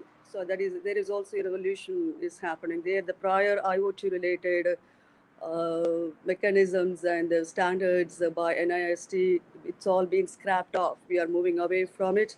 CISA, again, we are moving away from the old CISA standards at the US government at the federal level. There are a lot of changes happening. There are a lot of paradigm shifts are happening from what is known as the previous AI era and the previous Industry 4.0 era to the new one. A lot of paradigm shifts are happening. The core attributes of the Industry 4.0 is human-machine integrated environments, digital global workforce, trust, security, transparency, accountability, global connectivity, and traceability. Again, this is an amazing time we have in the Industry 4.0 space to do all innovations across all industry verticals and to bring this digital era a digitally transformed world for the better of the humankind around the world. Next slide, please. So I'm going to highlight the Industry 4.0 global adoption and the current status. This is from the World Economic Forum. As you should see in the left side, the Industry 4.0 is a key enabler for economies around the world. Yes. And to the right, Industry 4.0, new paradigm shift, it happened more than a decade ago, as you all aware. Industry 4.0 is the next economic growth engine for countries around the world, scaling forth industrial revolution technologies in production and building opportunities for more private and public sectors, governments, collaboration globally. There is more public and private partnerships. You will see that continuously happening around the world. We are working with all governments and the United Nations and around the world, all corporations, including academia. Accelerating the pace of Industry 4.0 adoption is happening globally. Industry collaboration as the key value driver. Governments and industries are adopting Industry 4.0 globally. So some of the technologies include 5G, cloud, big data, cybersecurity, 3D, mobility, blockchain, IoT, crypto, AI, robotics, space, scientific research, all happening in the accelerated pace. The key difference is we are moving away from what is known as a creative destruction done with these technologies to we are truly building a transformative world using the Industry 4.0 technologies is as game changers in the Industry 4.0 era, digital era. United Nations, they're also adopting Industry 4.0 for years now. And there is a new financial systems emerging with the digital currencies adoption globally. And the way you should also look at the Industry 4.0 era is advancing humanity, yes, improving the state of the world. That is the true the purpose of the Industry 4.0, that the world of what we are living in. Next slide, please. Okay, so next key focus area is the future of innovation happening in the venture capital. Radical paradigm shift. I'm a venture capitalist, so I'm going to talk more about what we are doing there. Next slide, please. Okay, here. Venture capital redefined. We are moving away from the previous venture capital era to a completely new shift, paradigm shift happening. So these are some of the fallouts from the previous venture capital era, how the VC firms have contributed and how the companies and startups and the landscape has impacted, including the IPO fallouts, which we have been seeing over the past few years, including the current one, all the IPOs are frozen. And different IPO models, direct listings, SPACs, you name it. So all of them are scrapped off. Yes, so we don't see IPOs happening using these, via these routes. Whichever companies took these routes, they did not have the successful IPO. So you have seen the share prices falling off immediately the next day. So all these broken models or the not so good models are all going away. So what we are seeing is a completely new paradigm shift happening in the VC space. So some of the fallouts I have highlighted here. If you take a look at the global corporate debt, again, these are pre-pandemic numbers, which is why I have highlighted 2019 number also here. That is, these numbers have nothing to do with the pandemic scenarios. What is happening from March to this date? These are pre-pandemic. Corporate debts were rising globally to more than close to 20 trillion. Where do we stand at this point after pre-pandemic? We are close to $75 trillion globally. According to the UN Conference of Trade and Development report released in October 2020. Next slide, please.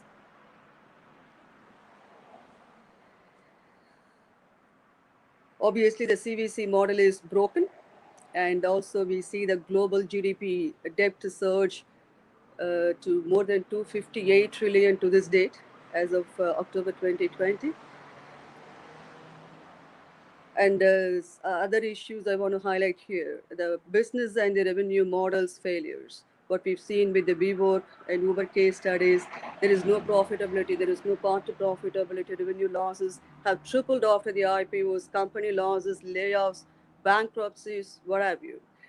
And then some of the companies are staying in the private markets for too long and scaling faster at any rate, like blitz scaling model from Reid Hoffman.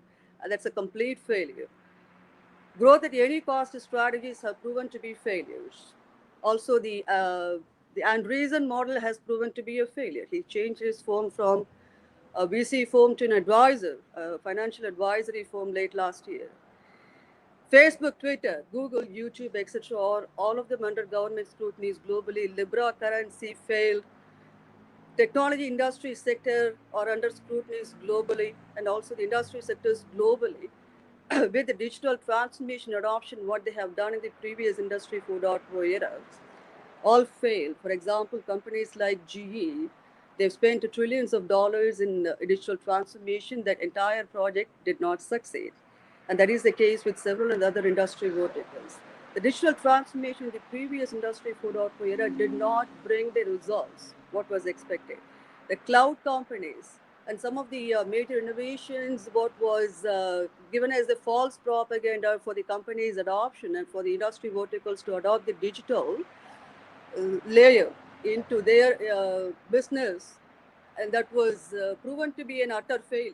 We have not seen any results across the world. We have not seen any results from any government's initiatives. We have not seen any results from any corporations around the world. So that is the reality. 21st century fallen empires, including China, East versus West. East failed, West succeeded. China investment scrutinies, you have seen a lot of them, including the ones in Germany, Wirecard, IP theft issues with China, but the US is waking up to a lot of these issues, and you have seen there's actions being taken on several of the Chinese firms, most recently from the US government. There is a radical shift happening across all governments and across all industry verticals. And the prior era of globalization, multilateralism, I was in the B20 summit this year. All those things, what we were talking, all of them are dead already, yes. All isms are dead. Liberalism is dead, all dead. So moving away from the past reality to the current reality. Next slide, please.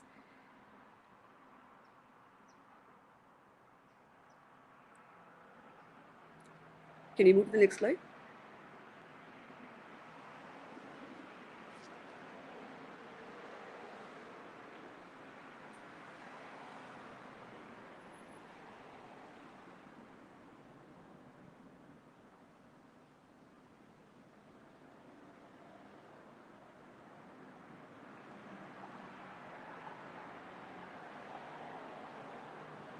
Perfect.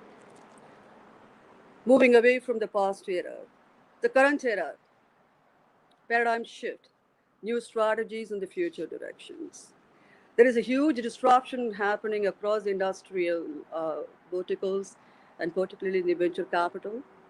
100% shift. If you look at the current venture debt model where the companies are buying those, for example, Airbnb, they recently bought the deal from one of the venture debt firms before they go to the IPO. All these issues are proven to be failures. So people should not be taking the venture debts just for growing their companies or simply to get out of this pandemic. Raising capital during this pandemic time is obviously challenging, but you should not be taking the money at any cost. Definitely not at the cost of your companies and employees and its future growth. So be careful in how you are taking the capital investments from the VC companies, particularly from the venture debt deals. This in not only in startups but also in established companies. And again, not only in US, across the globe, this is an issue. Yes. So be very careful when you deal when you go to any venture debt deals in today's world, in the pandemic time, in the pandemic world, what we are living in today. Okay. So there is a huge disruption happening in the venture capital. USA country leads the way in the Industrial Revolution 4.0 era and beyond. A lot of changes happening in the US. All other countries are following that model, yes, including in the venture capital's area. For global corporate investments and technologies, the focus must be in USA and in other countries. The other countries are following the USA model. Impact investments, ISG, the impact environmental and governance. The ISG investments are growing globally. That is the key focus in venture capital today. We make investments which make massive impacts and bring value and social impact globally. Profitability is the key, which was not the case before. Path to profitability as the key investment metric for any investments in any VC firms. Today, profitability and revenue growth. Customer revenues is key versus fundraising. You can bring the money from selling your products to customers versus keep raising the funding and burning that money out. So these are keys for the long-term success and building corporate culture from ground up, not somewhere in the middle, not somewhere at the later stages. Bringing HR into the firm from the early stages, bringing legal into the firm at the early stages, or bringing culture into the firm at the early stages are really the keys for the long-term success for the companies. Corporate's performance built with purpose, built to grow and deliver both top line and also the bottom line results. Funding and startups' growth stages to global expansion and exit. Open source business models, we have seen them emerging up, but never take the blitzscaling models, growth at any cost and die at any cost. Fail fast. All these models proven to be utter failures. Corporate board and management ethics, board diversity, compliance, and governance. There is a lot happening in this space over the last 6 years and over the last decade. A lot of changes happening for good, yes. And companies should focus and deliver for all stakeholders, not only for the company's shareholders. This was the prior era issue, and that is we are moving away from it to address all key stakeholders of the companies, including customers, employees, internal and external. Companies should focus and deliver for all stakeholders. That is the key focus area. Yes, and companies should build trust with all stakeholders, investors, customers, and partners, etc.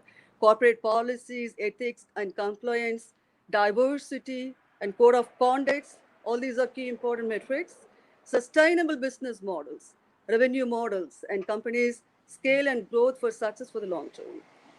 And transparency and accountability and trust, which are absolutely lacking in the failed business models. The business model is your gun at your head. Yeah. So for all these companies being scrutinized. So having a sustainable business model is the key for success for long-term growth and for sustainability. Next slide, please. So continuing with that, the venture capital plus accelerator is the future startup ecosystem. Innovation is the key. Again, innovation in Industry 4.0 and beyond. Industries and academia collaboration and strategic partnerships are also the key. Corporates and startups collaboration and strategic partnerships, they're also the key. So these are some of the ways that you should look at how this venture capital era is emerging out of these past failures, and what are we looking at in this current space. And global Silicon Valley and global Wall Streets, global industry 4.0 ecosystem, which includes enterprises, startups, etc. Companies should focus on building quality products, sustainable models, strong leadership team, fundraising, global expansion, and market penetration, successful exit strategies, whether that is M&A or IPO.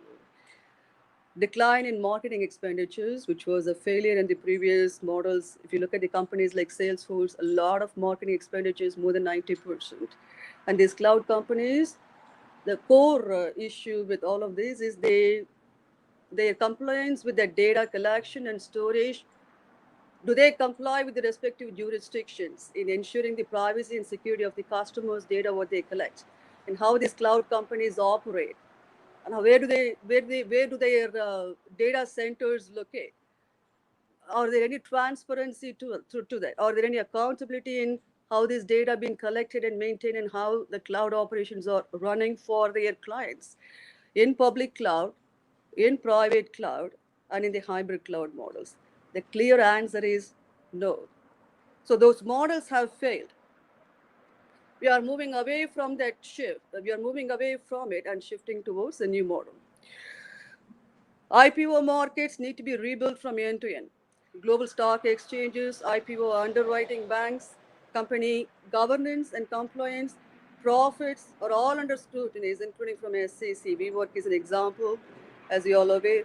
There's a legal paradigm, market shift and global trends, global corporate governance as a mandate from investors, and regulatory agencies such as SEC, FTCC, and so on are all in working together in ensuring that the mandate is indeed followed and the company is complied with. Corporate venture capital should be redefined. It is broken and it is dead. So use the CVC model with the value add to the companies. The CVC is funding the money, not as a hush money. Industry 4.0 Global Foundation has global entrepreneurship and women leadership and empowerment programs at the C-suite levels. Globally, across all industry verticals, we work with all executives across all industry verticals, among several other programs what we have, and women in venture capital. So I will talk about women empowerment a little bit detail here. Women in STEM and tech space, as you all are aware, that is growing, and we need more diversity, not just the board diversity, but gender diversity and pay gap issues, and all of these gender-related stereotypes must be curbed, and all the previous crimes and eras and issues of on women over the past several eras and centuries of issues on women must be killed off. And we should really move on to a world wherein women is power. Women is a creative force. You should not look at it as a 50-50. No, women is 100%. There is no feminism. Feminism is dead. And so women empowerment truly starts from scratch. There has been little to no progress has been made in empowering women. There has been a lot of talks. If you look at any conferences, any company boards, only talks. There has been little to nothing was done, and that was admitted at the B20 summit this year by the senior executives. So that is the reality. So we can keep on talking about this forever. Do this, do that, but nothing works. The reason for that the fundamental landscape is not supporting women. The fundamental environment is not supporting the women as it should. So the women empowerment has to grow from scratch as how it should be growing from the start and doing it right from the very beginning. Okay. So we have to do a lot more work in that area. So we have a program and initiative called Women Empowerment and Leadership, part of the foundation, where we are working with a lot of corporation and industry verticals around the world in bringing that forward to advance not only women, but the humanity around the world. Next slide, please. And women in venture capital, we need more partners in the venture capital firms. We need more diversities, not just from the gender perspective, but also ethnics, and to bring various perspectives from their different backgrounds and to make this space as a truly a vibrant and more value add to the companies, what we fund and how we work with them, etc. So use cases, global use cases of Industry 4.0. Finance and the banking industry. You have an example here from S&P Global. These are all proven results. The investments have grown considerably across the finance, across all of its segments, across cryptocurrencies, blockchain, AI adoption, cyber fraud and theft prevention, digital banking, digital lending, data-driven approach, digital payments. Next slide, please. Next use case. These are all Industry 4.0 global success across multiple industry verticals. Digital health industry. So again, investments are considerably higher in the healthcare space, in the IoT area. So it's more than close to $800 billion in US dollars from the McKinsey report. So the key areas of focus include in the digital health industry alone, in cybersecurity, big data and analytics, blockchain, AI and robotics, connected medical devices and sensors, electronic medical records and digital records, advanced medical capabilities like telemedicine during this pandemic times. The Department of Health Services are working with several startups, and they also have many other funding arms to fund these startups. So you should definitely take a look at. And then improved patient care, AR, VR in the mental health, secure and digital medical records. Yes. So the digital health industry focus area is key in pandemic time today. Yes. Next slide, please. Industry 4.0 in the value chain industry, we make huge investments here. You can see the progress made from 2016 to 2020, and then 2020 plus. Where do we move? Digital ecosystem. Companies transformed. The value chain transformed from end to end. Next slide, please. Opportunities and challenges. So given the book manufacturing example here, you should rethink the enterprises in entirely a new, different ways, and the opportunities what we have to build new solutions and transform these enterprises as modern digital enterprises and smart enterprises. Next slide, please. Digitization is the key.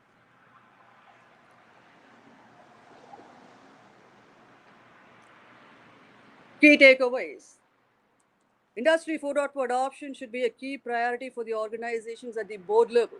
That is, the digitization should be driven from the board level, and it is the key to the success in the Industry 4.0 era. And you should have a roadmap for digitization, starting with defining your Industry 4.0 roadmap, implementation strategies or culture changes and capabilities and talents acquisition, streamlining processes, etc. Essentially converting or transforming your enterprise to a modern, smart digital enterprises in today's Industry 4.0 era. Enterprise agility and mobility. Yes, these are some of the key takeaways I want you to take from this presentation. Thank you. Opening up for Q&A session.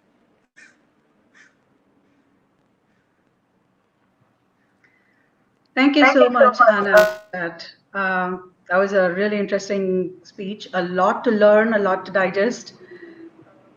You know, Industry 4.0, basically, you said it all, right? Literally taking the world and transforming it for the better for people. Everything that you said about women's empowerment, really, really inspirational. Thank you. Thank you very much for that. We're going to now show you a couple of very brief videos before our next session.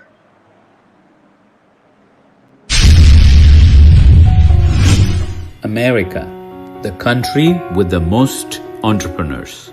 Home to companies like Apple, Google, Microsoft, Facebook, Amazon, and Tesla. Successful companies that have brought amazing innovation to the modern world. The American Tamil Entrepreneur Association, or ATEA, is home to those Tamil professionals who have left their homes behind and migrated here and found success as entrepreneurs and leaders in technology.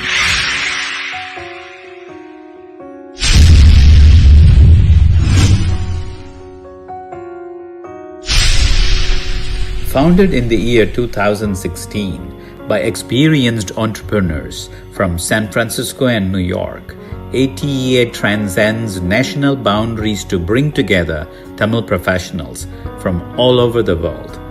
ATEA has been conducting workshops and seminars that have informed and advised entrepreneurs in various fields about early investment, emerging technologies, technical know-how, and mentoring. ATEA has many programs that assist entrepreneurs in every stage of their journey. Entrepreneurs can leverage ATEA's deep ecosystem of CXOs, SMEs, VCs, academics, and corporate executives. Another major initiative by the American Tamil Entrepreneur Association is the Digital Accelerator Program, digital accelerator helps entrepreneurs connect with venture capitalists and seasoned professionals who offer expert technical advice. You could even qualify for a startup grant offered by the government of Tamil Nadu. Join us as we come together as proud Tamilians from all over the world and march together towards a common goal. If you are a Tamil entrepreneur anywhere in the world, contact the American Tamil Entrepreneur Association by email at contact@ateausa.org or visit us at www.ateausa.org.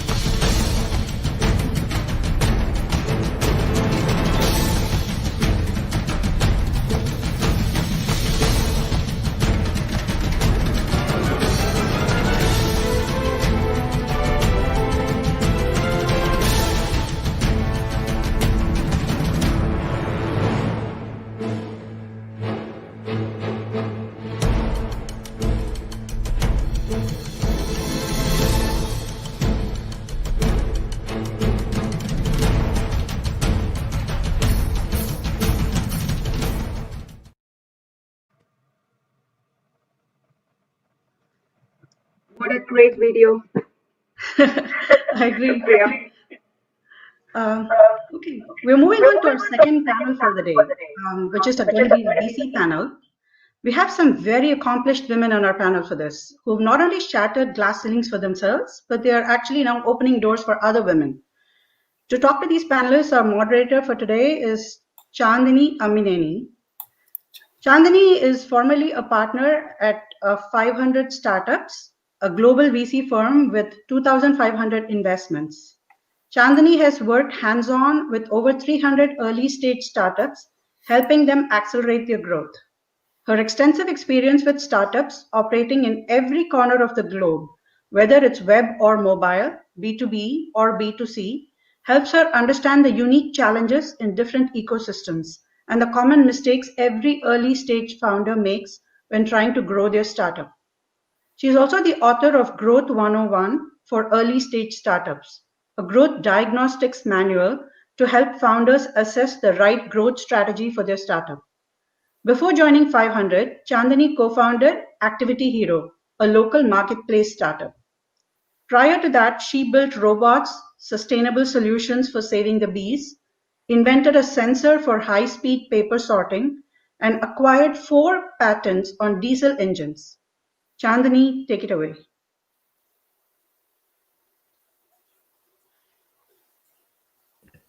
Chandini, you're on mute.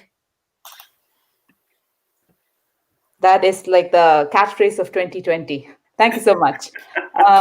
Thanks a lot for the introduction, Priya. And as Priya mentioned, I have been both a founder and also a VC. So I have literally been on both sides of this specific table we're at today. So without any further delay, it's my pleasure to introduce to you our esteemed panelists. I will start with Gayatri Radhakrishnan, who's the director of VC at Micron. Gayatri, can you tell us a bit about yourself and your AI fund? Sure. Thank you, Chandini, and thank you, ATEA, for giving me the opportunity to be a part of this panel today. I've been with Micron Ventures for a little over a year now. We launched a $100 million AI fund in the fall of 2018, and we've been very active. We actively invest with startups that are applying AI on certain verticals.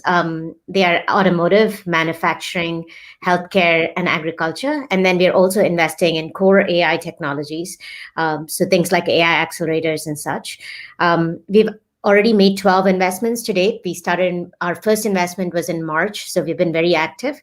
And we tend to follow. And we are very eager to talk to entrepreneurs who are leveraging AI to change the world we live in.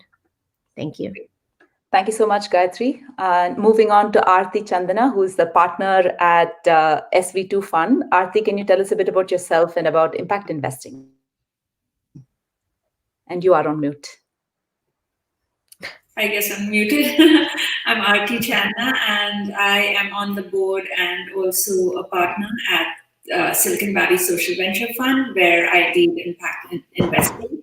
But other than that, I do a bunch of angel investing, which is impact and non-impact in the sense, if you want to say it that way. But I also do a lot of impact investing through our family foundation.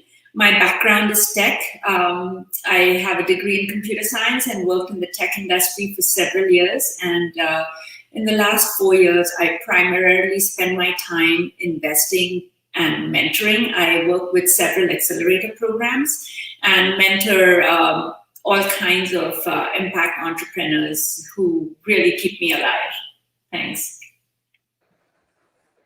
Thank you so much, Aarti. Moving on to Susan, who's a VC at Aligned Partners. Susan, can you tell us a bit about yourself and also about Aligned Partners? Sure, thank you. And I'm just so happy to be on this panel with such distinguished women. It's just wonderful to see the speakers this morning and the whole agenda today. It warms the heart. So let's see, I've been in venture now for about 22 years. Prior to that, I started my career with a double ECS, designing microprocessor chips, and then ran operations and marketing and sales in several large corporations, and then had my own company for 7 years prior to coming into venture capital. I started, co-founded Aligned Partners with another female GP that I had known many years. And we began Aligned Partners in 2011. So we're investing out of our third fund. And our focus is on startups that are serving enterprise customers. We invest at the early stage, and we look for companies that can be very capital efficient. And we define capital efficient as companies that will reach profitability with 15 million or less in total equity. Oftentimes our companies are much less than that, anywhere from 3 to 5 million when they reach profitability. We oftentimes see our companies get acquired by corporates anywhere from 100 to 300 million, and occasionally we have an outlier that will go public. So we focus on companies and entrepreneurs that really care a lot about the customers and spend a lot of time understanding the customers and get the validation points and initial revenue, at which point we will come in to assist in scaling out the company. That's us. Great, thank you so much. And focus on customers sounds somewhat interesting. And last but not least, we have Priya Rajan, who is the Managing Director at Silicon Valley Bank. Priya, can you tell us about yourself and how SVB works with founders? Awesome. Thank you, Chandani. Thanks again, ATEA, for the opportunity to come speak to you guys. I sit at a different vantage point from all of the other amazing speakers that are here today. For the folks who don't know SVB, we're a commercial bank, but we work with 50% or more of the venture-backed companies around the world, actually, and also the funds themselves. So we get to see not just the founders who gets funded, but also the funds who funds them. And we've been around for more than 40 years. So we have seen the trend kind of go up and down, and we're kind of going through a next phase of a pivot is what we're thinking. We work across the innovation ecosystem, across all of it, very focused on the technology markets. And my role specifically is I oversee the India and the MENA market for the bank. That just means working with the funds and founders coming from the region, expanding into the US and the global footprint. So, I'm very passionate about, getting more female leaders to the stage and kind of pulling each other up. And, I work very closely with Women Who Code, NA3, which is another South Asian organization as well. So happy to help any which way to foster entrepreneurship, especially from Chennai, where I'm from. We have as you see, we have an amazing set of panelists. Let's jump right on to, so the audience, just to give the panelists a little bit of a background, are both early stage founders and people in the corporate looking to move over both either to entrepreneurship or venture capital. So I have some questions from that perspective. So as a VC, what is it that you look for in a team or a startup that you're looking to invest in? And these questions are in general for everyone. So just feel free to mute yourself if you feel like you want to be the first person to answer. It's not to anyone in specific. Sure, I'll jump in. So what I look for in an entrepreneurial team, I think there are a number of key elements, one of which is synergistic skill sets amongst the team members. And I think one thing that founders need to remember is that when you have a founding team, it really is a marriage, and divorces are very expensive, both financially as well as emotionally. And so be very careful about who you partner with and who is in the founding team. And certainly choose founders that have synergistic capabilities and respect for each other's skill sets. Where I see things break down amongst the founders of the founding team is where there isn't that. There's a lack of respect. We also look for flexibility. Resilience, particularly when no one can plan for COVID, and so you have to be able to react in real time to the data that's coming in and make the right kind of decisions. And we also look for empathy. Empathy with not only your employees, but with your customers. Customers are number one. Without really a customer, you don't have a company. And so that's just kind of the initial target list that we're looking for. I can go next. So, just to add to what Susan said, when I look at entrepreneurs, I first want to see if they have the DNA of an entrepreneur. Not everyone who thinks they can be an entrepreneur can be one. It is a very difficult journey. It's also a very lonely journey, and the people that they see most are just their close team that they have, which there really has to be synergy, and they have to enjoy creating things from scratch. They have very little or no money. They have to be able to motivate each other and around, people around them. I feel they have to be a super salesperson, just sell themselves. If they don't believe in themselves and they're not highly passionate about what they're doing, it is very difficult to convince others that what they're doing is right. I also feel they should be solving either a real problem, or they're making a change, or there's a need. There's something in there that's really needed when they start what they're doing. They have to keep their stakeholders in mind if they are raising funds. They have to be very persuasive and absolutely not afraid of failure.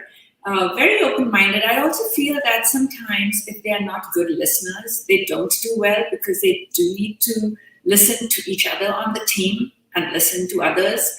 And this is, just like Susan said, it's a long-term marriage. A divorce is very, very expensive, and they're most often using the same lawyers. You don't want to spend money on a bunch of lawyers to make things happen. And I have, unfortunately, had to work with. I just was working with a mentor yesterday who's having an issue.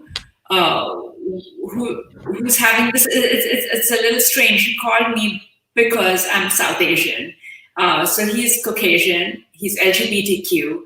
His co-founder is South Indian, and he finds him very abrasive, and we had this long cultural discussion around that. But anyway, that's my take. Yes. So thanks.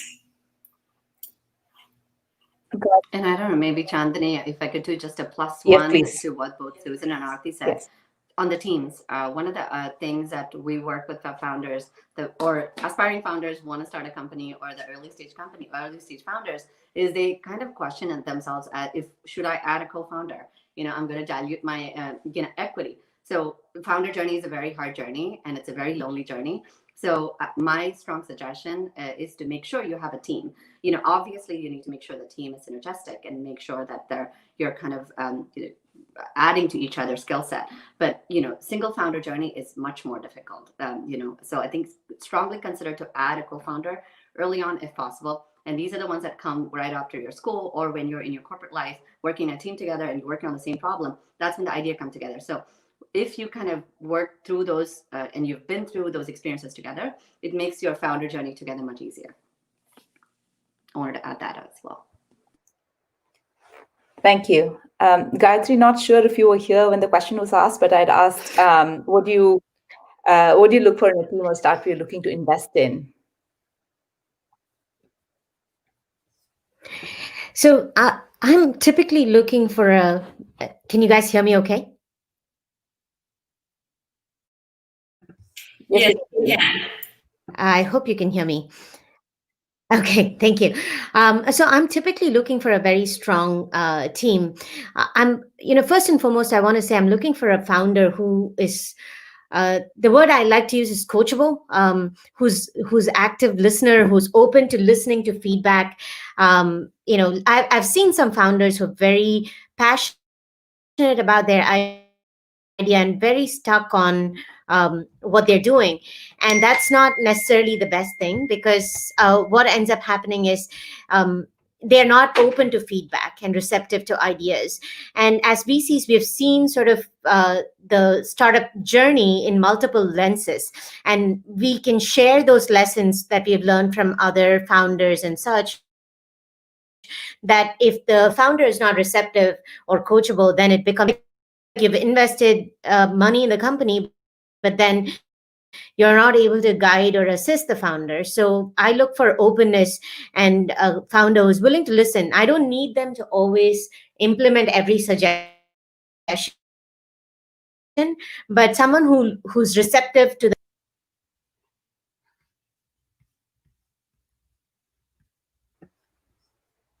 It looks like Gayatri has a bit of connectivity issues, but we did hear most of what you said, Gayatri.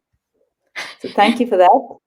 I'm going to ask the panelists to dig a little deeper into that, because some of the things you said are, a little amorphous, or like qualitative measures like resilience, empathy, DNA of entrepreneur, strong team. And for somebody who doesn't know the process of fundraising, it almost feels like a job interview. You go there, you speak to the VC, you pitch for an hour. How do you, as a VC, as an investor, how do you decipher all of this? What are the signals you're looking for? So, and related to that, what are a couple of tactical or actionable lessons for entrepreneurs that you can share that they can use to exhibit any of these characteristics you're looking for in the meetings? What does the process look like? How long does it take for you to evaluate all of this? How do you evaluate all of this? And how can a founder set themselves up for success? I understand it's a huge question, but you can take pieces of it. Maybe I can. I was just going to say. I coach and mentor a significant number of companies, and I see the ones that are successful and ones that aren't. One of the basic things, it sounds very basic, but be prepared. Like, be prepared, know who you're pitching to, right? Like, don't go to a consumer investor and pitch to an enterprise product. Know who you're pitching to, know exactly who their portfolio companies are, kind of learn about them, go, not just that, and try to I'm not saying stalk on social media, but get to know them, get to know what their personal preferences are, just so that you can say that, hey, I did work about you. And also, on top of it, obviously on your side as well, make sure you're ready. I think readiness is a key to who you're pitching to. If it's an angel, if it's a family office, if you're friends and family, each of those pitches have to be different, because each of them are looking for a different reason why they are looking to invest in. So I always have the founders put the investor hat on to say, would you put your money if that person is pitching to you? So it sounds simple, but it's pretty difficult to kind of put that to action. But the most important thing is be prepared.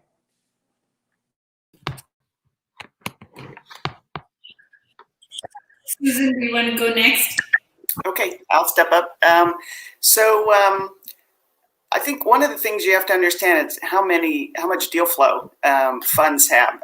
Every year for our LP meeting, we actually track the number of deals coming in that fit our criteria. We had about 4,200 deals come in in the last 18 months, actually. Out of those, we engaged with about 386, and out of that, we did 3 investments. So that gives you a feel for kind of the filter that's coming down. And so I think as an entrepreneur, you need to figure out who is the best partner for you, your best investing partner. They may have invested in particular companies that have a business model or a scale out model that you think you will be following. If they have made money in that sector before, they'll be great partners for you because they'll understand the nuances of how to build a company in that segment and how to assist you in building out that. I think in the meeting itself, obviously what we're looking for, and actually in the engagement, because it's not just one single meeting, given that you come through the first hurdle, is we're looking for a real understanding and a gut level understanding of the customers and the problem that you're trying to solve, the importance level of that with the customers, and how much interaction time you've had them. Our best entrepreneurs are those who come directly out of the domain category with an intrinsic personal understanding of the pain that you're trying to solve and have spent a lot of time with customers to try and understand how important it is to customers, what that total solution set should look like, how the customers are thinking about the purchase. So that's really the biggest criteria for us from that standpoint, because everything else can flow from that. But if you don't have a customer in a segment that's clearly identified with a solution, you really don't have a company. Okay, I'll go next. So I'm going to start actually right from the start. When an entrepreneur tries to make a connection with a VC, what they're sending at that point in time really is their deck. And what I tell entrepreneurs is your deck is like your resume. If you're sending your resume to a recruiter, they're going to put it in a yes pile or a no pile. And if that deck does not catch the eye in 2 minutes of a VC, they're going to put it in the no pile. So you're gone right there. So make sure that that's good. If you're doing a phone call, make sure you have a very crisp elevator pitch so that you catch their attention. Readiness is key. Just if they're not prepared, do not take that meeting. Just postpone it. We've seen lots of entrepreneurs who come very, very unprepared, and I don't know why they do this, but they do. Again, understanding the customer, is this something that is necessary, or are you doing this just because you feel it's cool? Make sure that it's something that's absolutely needed. Check out your competition. If a lot of people are doing this and it exists, unless there is something that really differentiates you, don't waste your time. Okay, it needs to be in this world. If you're pitching here in the Silicon Valley, it needs to be innovative. Something has to change. So I look for all of those things. And once they're there, how good is their business model? Are they really dreaming? Can they really achieve this? Do they have the right characteristics? And look for investors. Again, understand your investor, understand their investment thesis. Make sure that they are the right investor, because your investor is not just somebody who's giving you money, but somebody who can also open doors for you, make connections, be your friend, be your advisor. Look for, especially if you're early stage, look for investors who can do all of these things for you and not just write you a check, because it's not like going and getting a loan from someone. You really need that partnership. So pick wisely when you pick your investor as well. That's what I would say. Thanks. Could I just jump in for a minute on Artie's comment? Remember that any investment dollars you take from either an individual or entity, they will remain on your cap table likely for your entire company life cycle. And so it is truly a marriage, and it's long-term, and it's very difficult to get rid of them if you have an issue. I want to piggyback on what both Susan and Aarti said. One is, I'm amazed that we typically go in at Series B stage. That's our sweet spot. We have invested early on. But even at that stage, I'm amazed by technical founders who talk a lot more about their technology and not necessarily about the pain point that they're solving and how customers value their solution. So that's one of the key things that I look for is it really solving a real need, and how big is this need? Because we are trying to look at, okay, is this yet another nice to have solution in the market, or is this something revolutionary that's needed, or is it filling a very critical need in the market, right? So from an acquisition standpoint, is this something that a potential acquirer may say, hey, this is something that's needed and I can't build this in-house, right? And the second point that I wanted to talk about was the relationship, right, that both Aarti and Susan alluded to, which is these are long-term relationships. I don't know how much of my earlier comment around coachability was heard, and that's what I'm looking for. Can I actually work with this founder on a longer-term basis? Because I want to be an investor that just writes a check and steps aside. I want to build a relationship with this founder. So that's what I'm looking for, and I think that's what the founder should look for as well. Is what can this investor provide me, and how can I, how can they leverage their network to bring value to me as a startup? And I think it's bi-directional. It's not a one-way relationship by any means. I think those are really important things that an investor should look at. Thank you so much, all of you. If there is one thing that was a common thread between all your comments, it seems like you've heard one too many engineers or non-people savvy people talk to you about their products and numbers, and less about looking at their customers, the person who pays for the product as a human being and understanding them, and also looking at the person they're pitching to as a person and understanding where they're coming from. So it's focused more on the people, whether it's the one-on-one sales you're doing with the investor or the customers that you're selling to, one too many. Thank you. Yeah. Think of it like when you're speaking or in a meeting, right? You need to think of who you're addressing and why would they be interested in what you have to offer. So you have to think about what is the investor thinking about. A customer pitch is very different from an investor pitch, right? So the investor is looking at, can I invest in these guys and make money? So at some point you need to get to that and show them why you're valuable for them and why should they be spending their time. To Susan's point, a lot of VCs get a lot of deal flow. They're trained to say no. They're trying to look for why something will not work. So your job is to tell them why yours is the best company that they should be investing in. Yeah, and also just to add to that, you get one chance. Okay. Many entrepreneurs don't realize that when they're not prepared, they say, should I go and talk to so-and-so? I met so-and-so, at this event, so I'm going to go pitch to them because I have their business card. No, please don't. Don't go until you're prepared, because you get one chance. Great. We have another 10 to 15 minutes left. So I want to move on to trends.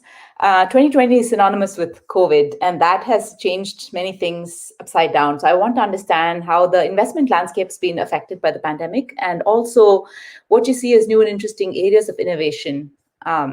If I may have Priya start this question, because she has this position of seeing globally also what's happening and among different stages. So she may have a perspective specifically in the quarters as well upcoming.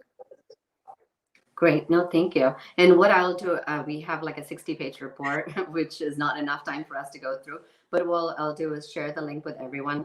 So hopefully you can go through it. Just from a high level, and starting with the good news is we're starting to get back to whatever the new normal is, right? From the deal perspective, angel, and which is, I think this group, majority of this group is very early stage. And angel deals are still very, very resilient to the COVID pandemic and continuing to follow the same trend. I would say definitely there is a lag in the mid and the late stage deals for all the right reasons, because again, the check size is much larger. You're doing due diligence on Zoom. Though investors who are here who can probably attest to it, they're getting more and more comfortable getting to meet people over the Zoom from end to end. Not just that you've met somebody 6 months ago or 8 months ago prior to them dying. Now you're looking to close the deal. Now everything is over Zoom, right? So which is much, much difficult to do. But folks at the early stage are doing much more in a resilient way than at the later stage deals. So that's one thing to start off with. From a sector perspective, what I would say is Enterprise has been the most, again, another one that's most resilient to this pandemic because, again, the burn is less. The work from home concept has been there even from before.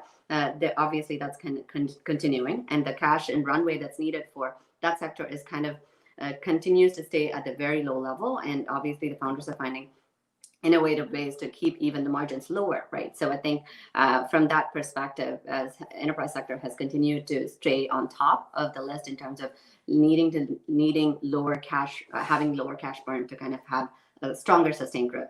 I know there was a panel before that. Anu was speaking about venture debt, which I might have to respectfully disagree, because we're seeing a huge trend in terms of folks taking venture debt to access capital, because again, there's a strong push from investors around to build your runway. And we're seeing about 12 to 24 months runway, though a vaccine is coming out.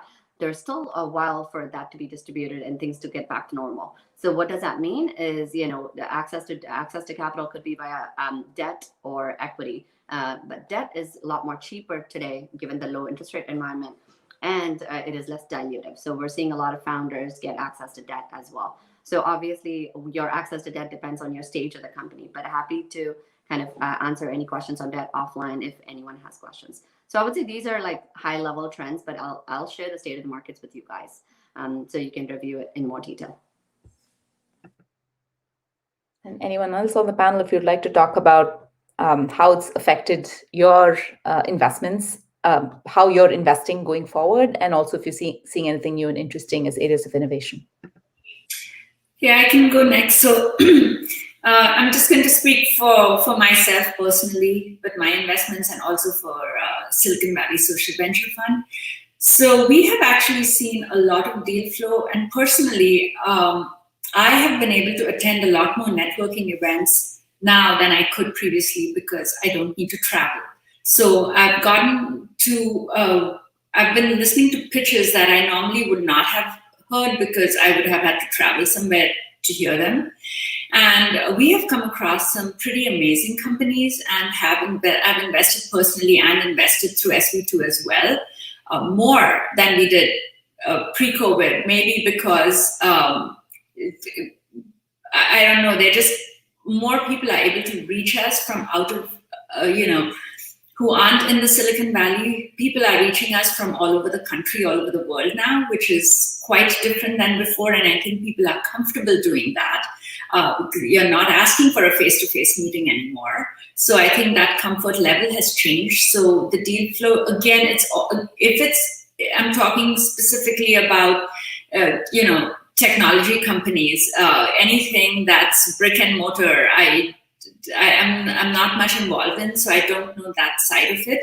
But if it's a SaaS platform or if it's AI or any of those, I've seen a lot more of those. I've also seen that, especially in the impact investing side, the way the methods of investment have changed. It's much more debt related. People are coming up with new ideas like revenue sharing, project-based investments, etc., that we had not done in the past. We had done, safe notes and loans and those kinds of debt notes. We've also found that on the impact investing side, people are giving, fully returnable grants or granting money returnable at something as low as a 2 or 4% interest rate, which also helps companies get seeded and get started. So COVID has been bad for certain businesses, but it's actually been good for certain businesses, and there's a lot of innovation going on. So hopefully there's some silver lining there. Thanks. Susan, I'm happy to go next, and I'll give a CVC perspective as well. I think I've done post-COVID 4 investments, so we've not stopped. COVID has not stopped us from making investments. We've always invested in sort of, we are kind of geo-agnostic. We invest in US, we invest in Europe and Israel. So from that standpoint, for me as an investor, it's made it a lot easier. I used to travel to Israel once a quarter.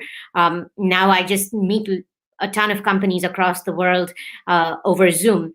That said, I do miss the in-person meetings. Several of my deals were done, without meeting the founders or having any kind of in-person diligence.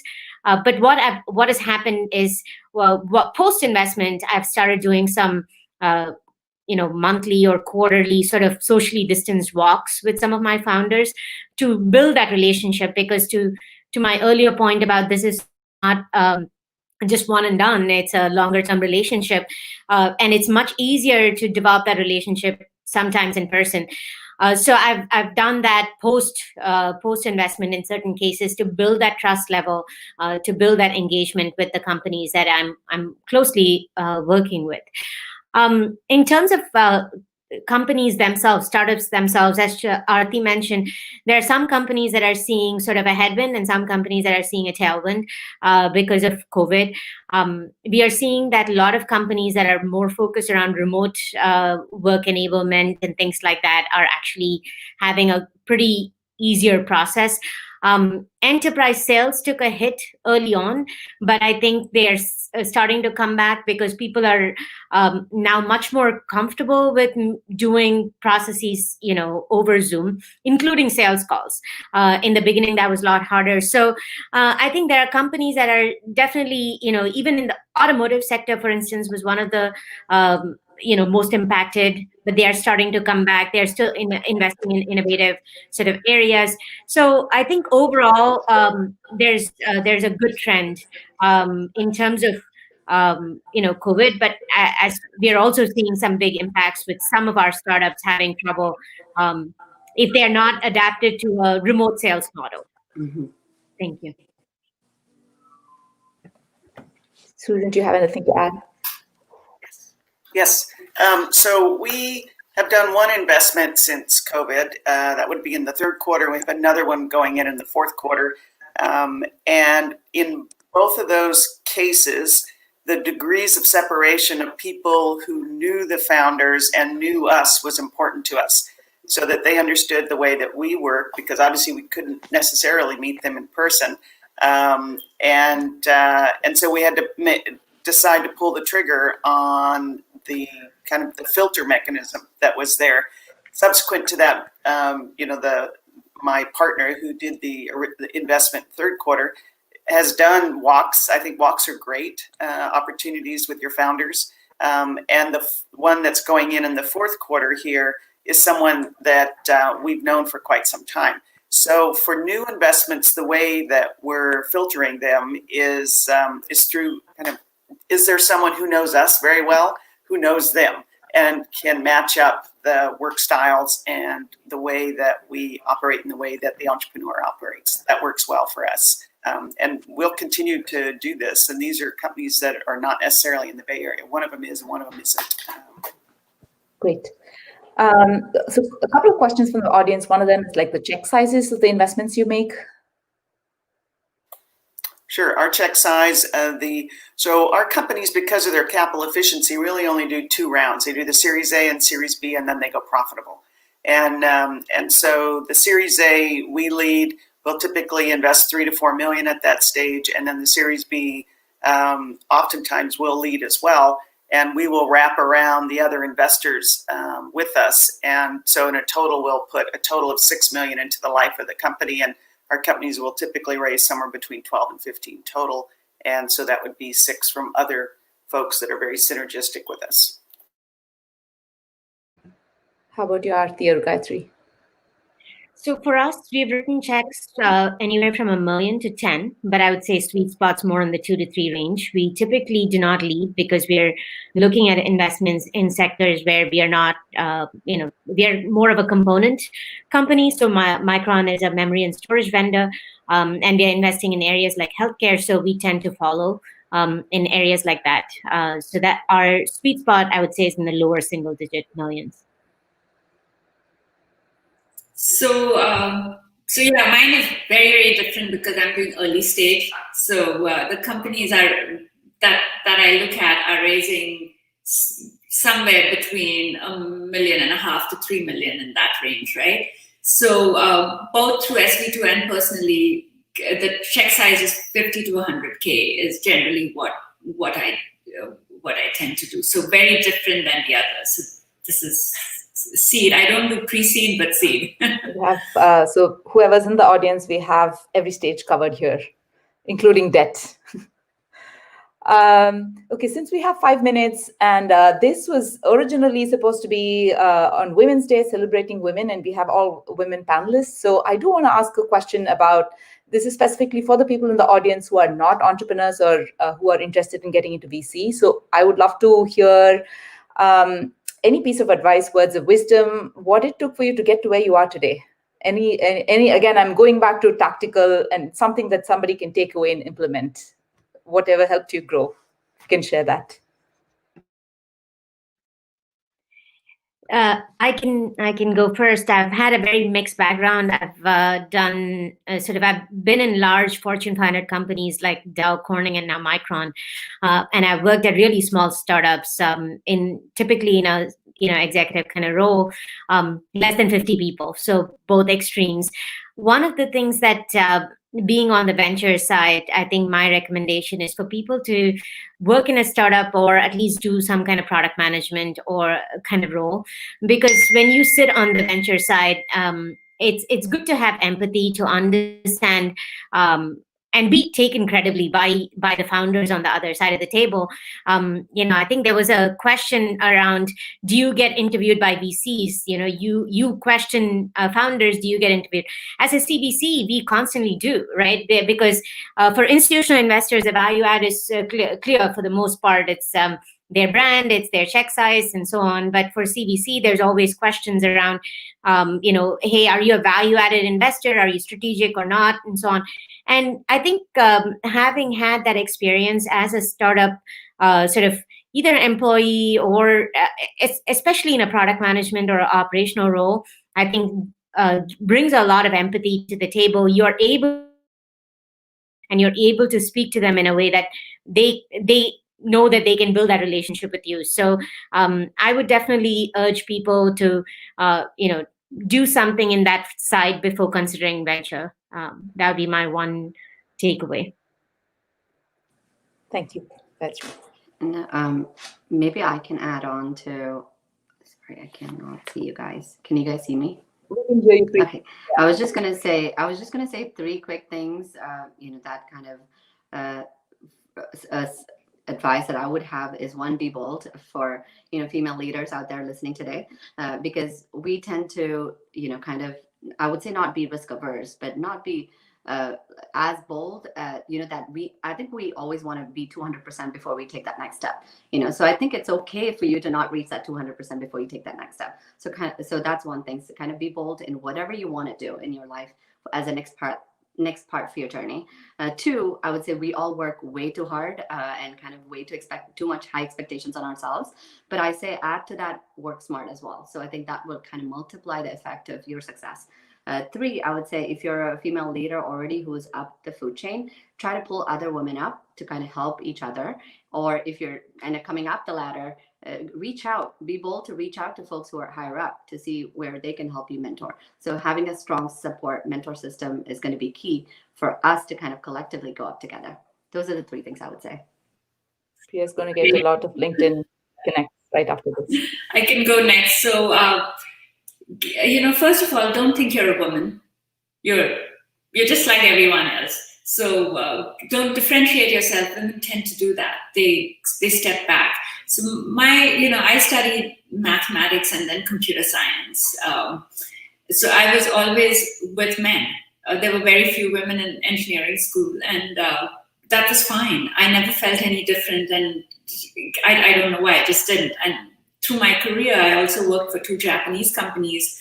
I've been in many, many, many large meetings being the only woman, but I never thought of myself as a woman. And I think that's why I got the respect. Had I been the one to get up and, offer a cup of coffee, I might not have got the respect I got. So just hold your stance, do what you have to do what's right. And yes, we do work too much. So I think prioritization is important. I've made that mistake and not prioritized and just have taken on and been overwhelmed. So I would say be a leader, be who you are and just bring out the best in you. Don't step back and don't feel scared. And like somebody else said, women lift other women up. So please do that. Just pull each other along and go for walks. Yeah. Susan. Yep, I guess I'm last one, and I would strongly echo the words around product management. I think if you want to ultimately be in venture capital, product management, because it touches on sales, engineering, operations, customer support, you see the entire circle of a product capability in the marketplace, and therefore you are as good as being a P&L manager as there is without actually moving into that general manager role. So strong advice, get that operational expertise in the product management slot, do large companies so that you have a good foundation, and then do startup entities so you can understand the kind of the way that startups will work. I hope you have one negative experience and one positive experience in your startup, because that negative experience will help you to build a mental model, and then your positive growth experience will fill that mental model out so that when you do your own startup, you understand the signals that you are getting in the marketplace. So those are kind of the characteristics that we look for in venture capitalists, because when they come in to work with the founders and the CEOs, the greatest thing is when your founders and CEOs want to work with you, because not just because you're writing a check, but because they truly do believe that you're going to add value. And if they come back to you multiple times to do multiple companies, well, that's the greatest honor. So I would strongly recommend operational expertise to bring to the table, and then move into the venture capital side. Thank you, Susan. So that brings us to the close of this panel. I want to thank the panelists for sharing their nuggets of hard-earned wisdom, and for ATEA for putting together something so wonderful and bringing together people with such diverse and rich experience set. Speaking of experience, I heard this from somebody else, that experience is like a comb you get after you go bald. So our panelists today took, they've very generously shared your combs with you. So I hope you, the audience, is able to use it before you go bald, metaphorically speaking, of course. So thank you again, panelists, and thank you for being a wonderful audience and asking some very insightful questions. Thanks, everyone. Thank you. Thank you. Bye. Well, thank you all. These powerful women, they transported us to a very new world of the VCs. Great conversation. What do you think, Priya? The scenes. Priya, you're muted. Okay. Yeah, you don't really get to see behind the scenes much. So this was really good that we actually, got to sort of draw the curtain and look behind and see what they use to base their decisions, what are their interests. There were a lot of really good points in there, stuff to, mull over and internalize, so to speak, right? The seat at the table. Am I muted? No. So can you hear me?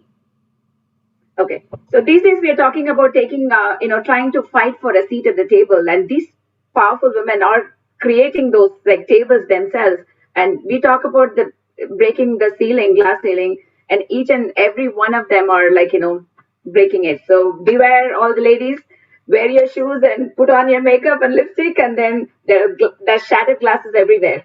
So with that said, we have our last but not the least closing amazing keynote address, which is in the form of fireside chat with Erica Kramer and Preeti Padman. Preeti, I would like to make an introduction to Preeti. Preeti, a lot of you people already know Preeti. She's been in the Bay Area for quite some time, and people know her. She is a head of platform and fresh collar product marketing at Freshworks. Her past roles include VP of marketing at Panzura and leadership roles in marketing, sales, engineering across Nutanix, Dell, and Cisco. She is also an angel investor and startup board member. She served in nonprofit boards focused on economic empowerment, women, children, and education. She has an MBA with honors from UCLA Anderson School of Management and MS Information Systems with distinction from BITS Pilani, India. Wow, that's a lot, Preeti. With that said, I would like to welcome you to the show. And Preeti, this is amazing. You've been there and our paths are crossing all over. Recently, we did a cloud panel with the TICON too. It was amazing. So look forward to, having you take it over with Erica here. Thank you, Janaki. What a pleasure to be here with all of you. And thank you, Erica, for joining us in this closing keynote. We had an amazing lineup of panels and keynotes today. So I'd like to start by introducing you, Erica, and setting the stage for how women lead. So Erica Kramer is an accomplished investment banker, executive and advisor and board member who leads corporate objectives and turnarounds to 25 plus years in M&A, recapitalization, capital raising, divestitures, and valuations. While serving as a partner and chief compliance officer at Silver Lane Advisors, Erica completed 52 transactions involving over $240 billion in assets under advisement and management. She has raised capital for alternative investment products and early stage fintech firms. She is a former board director and audit chair of the country's oldest African-American life insurance company, Atlanta Life Insurance Company. Erica is an advisory board member in Open Invest, a venture-backed fintech asset manager focused on impact investing. She also serves as a board director for Trips for Kids Marin, which provides cycling experiences for underserved youth. So today, we are looking to talk to her about how women lead. So Erica, tell us about how women lead and why it was started. Sure. Well, first of all, I am just so incredibly honored to be here today on Better Late Than Never, International Women's Day. It's a really great honor to be here with all of these fabulous women that I heard speak today, some of whom I've been able to connect with in the past year, actually. And happy Deepavali as well. I just want to wish everybody that, particularly in this unique year. I'm going to share my screen. Let's see if this works.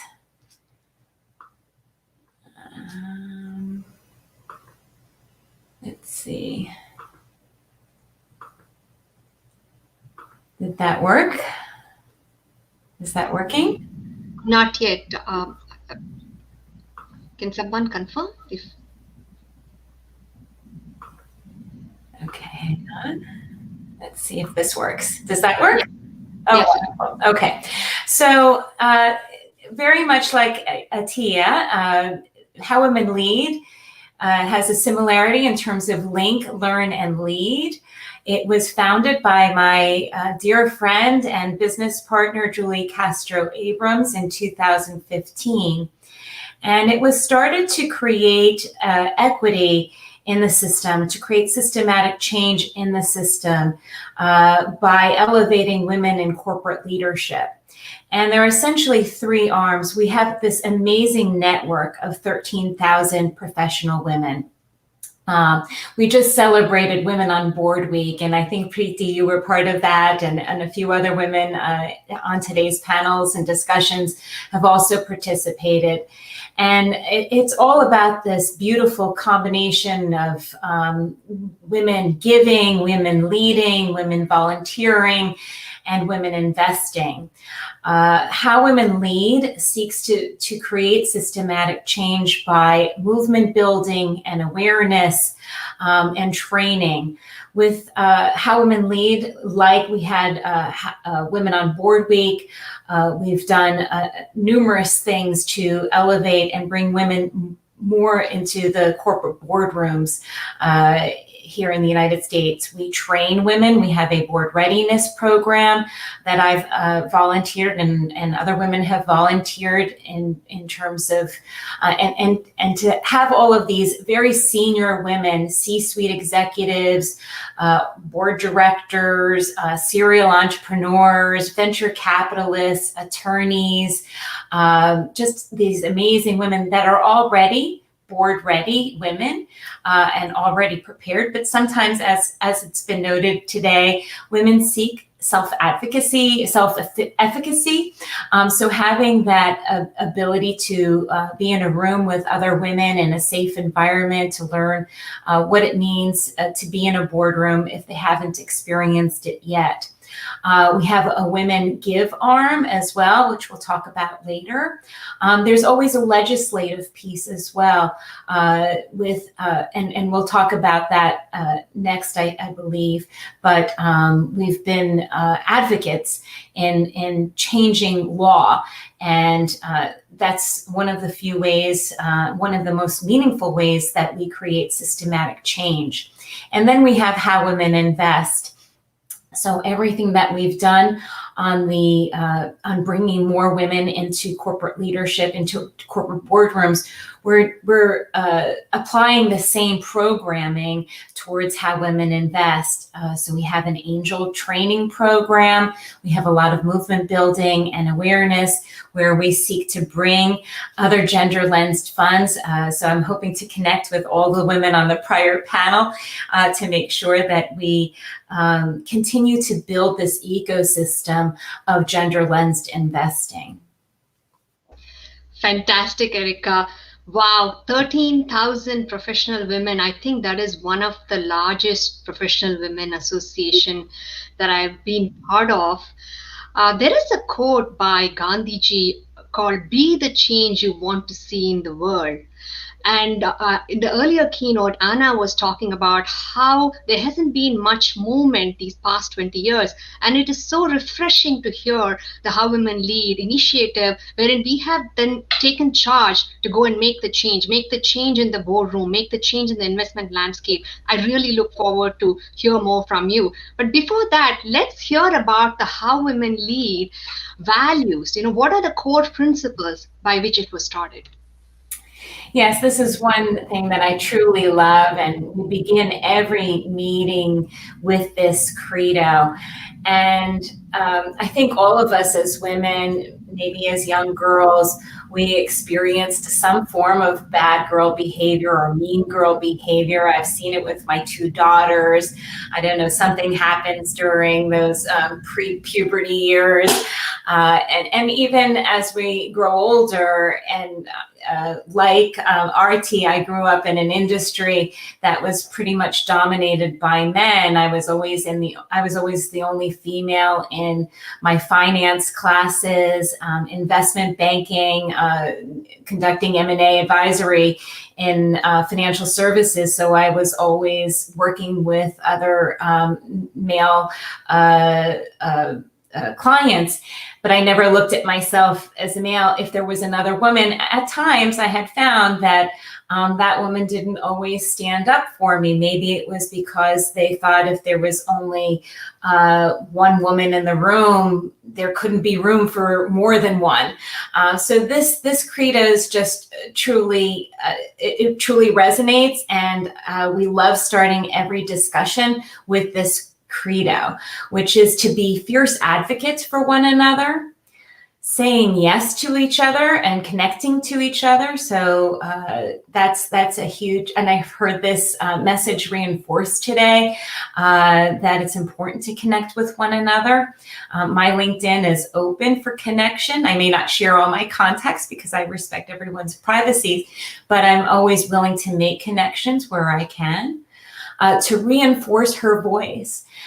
We see this happen more often with men in boardrooms than it happens with women. And so we need to make sure that we reinforce her voice and be unabashedly visible. My partner, Julie, has made this a huge action item for me in particular. I haven't always felt comfortable being visible on TV or radio, and before you know it, here I am. So we need to be visible, and the reason why, and Julie always puts it so beautifully, is because her daughter is watching and my daughters are watching, and really important to be visible and lead by example. Absolutely. You are a true role model, Erica. You're a natural. I'm so amazed by this transition and the credo.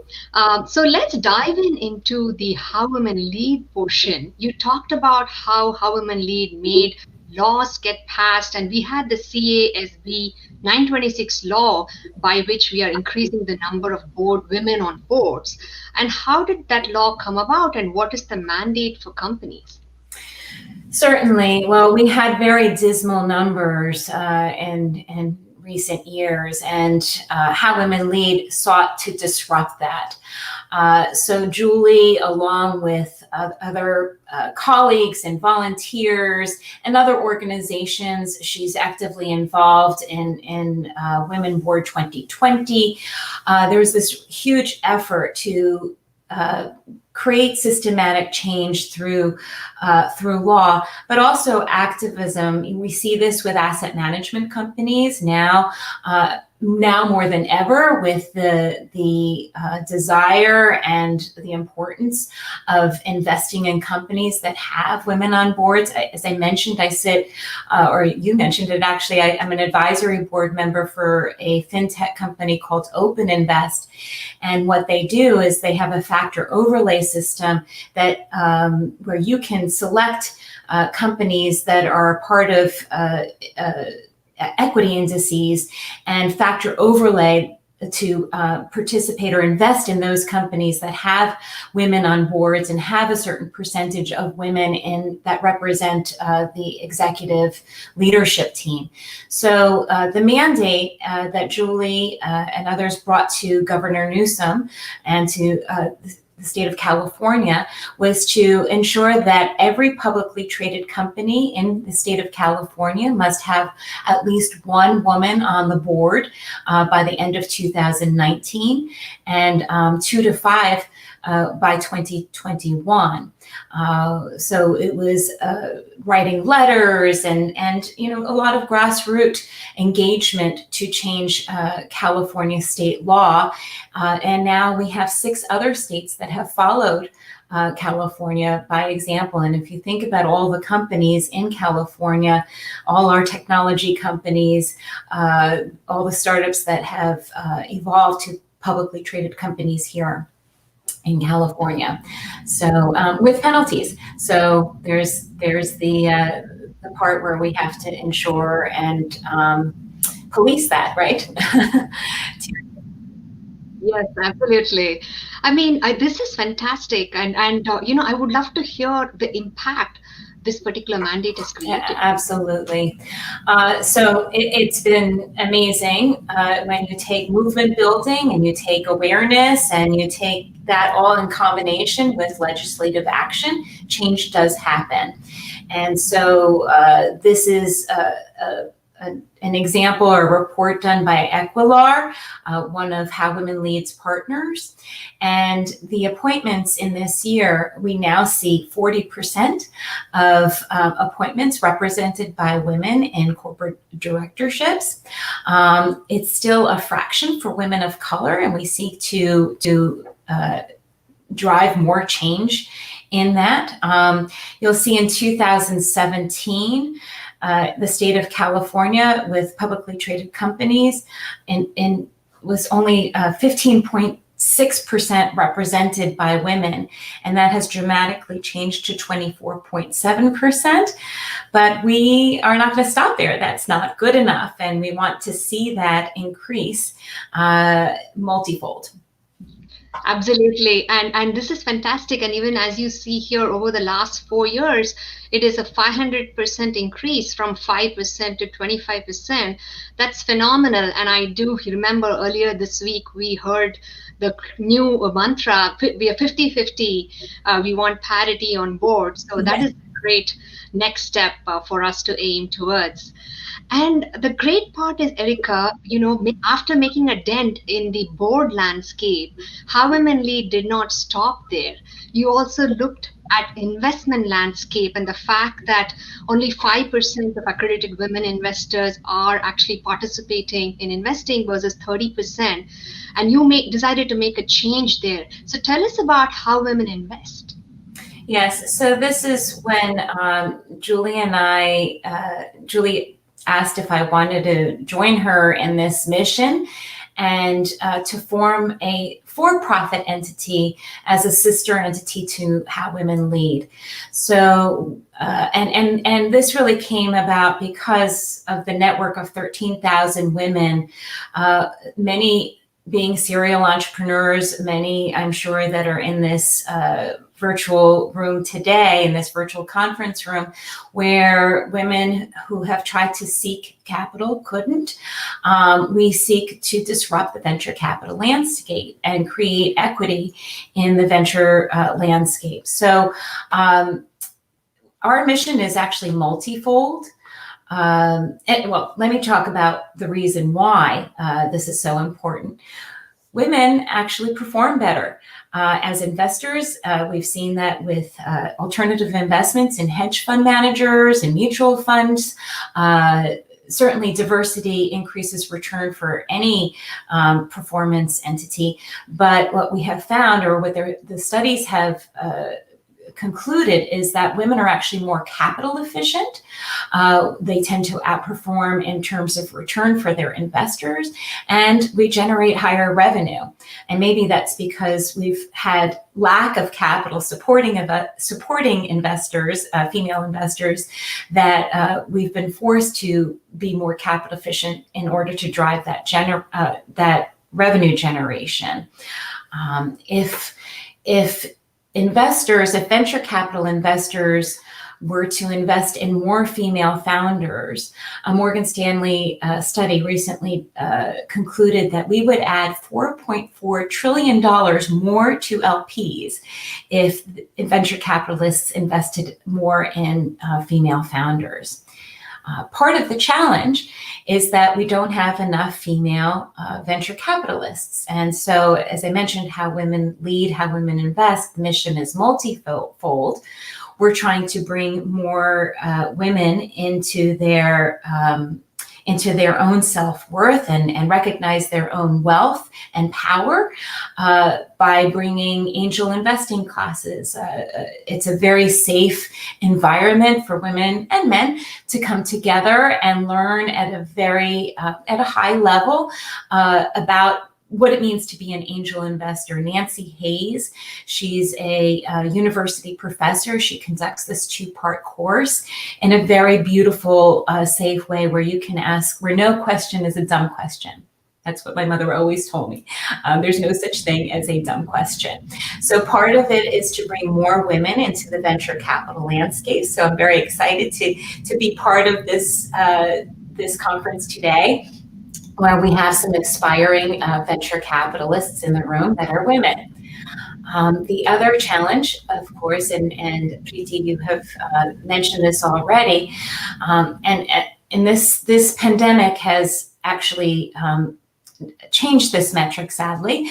So when we were coming up with our thesis and our presentation for How Women Invest, at the time, it was 2.7% of all venture capital dollars being allocated to female founders. And by October of this year, it was found that only 1.7% of venture capital dollars were invested with female founders. So we need to change that. That's the other part of our mission. We are purely gender lensed, a little different than other funds. We seek to disrupt that 1.7%. So we seek to invest in female founders that would otherwise meet the criteria of how a business would qualify or be certified as a women business enterprise. So it has to be a business that's majority led, controlled by that female founder. Wow, that is a lot of information on how much work we need to do to make the change happen. We'd love to hear what can we do, how is it going to work, and what is the How Women Invest investment strategy that you have in place? So we raised a $10 million fund in a pandemic and virtually. I think this is somewhat the true meaning of Deepavali, which is I think our community felt hope over despair. And we brought this network together to form a very exciting entity here. And the core of it is that we are so diverse. We intentionally designed the fund as a $10 million fund because under the Jobs Act, which changed under the Trump administration, what used to be known as the 99 investor rule allows us now to bring up to 249 limited partners into the fund.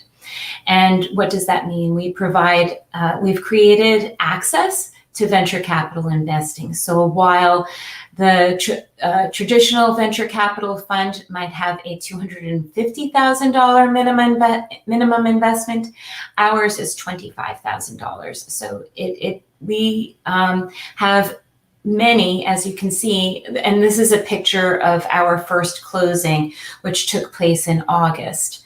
And 90% of our investors are women. 70% are actually first-time investors. We're soon to achieve our final close in December, so I can't wait to see what our numbers are in December when we have our final close.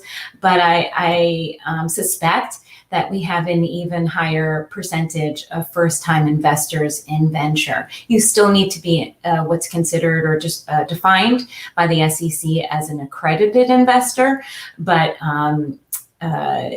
we have many first-time investors. This was a fund built out of community for community, right?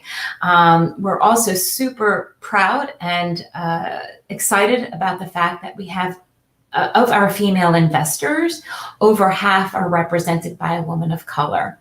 So what does that mean?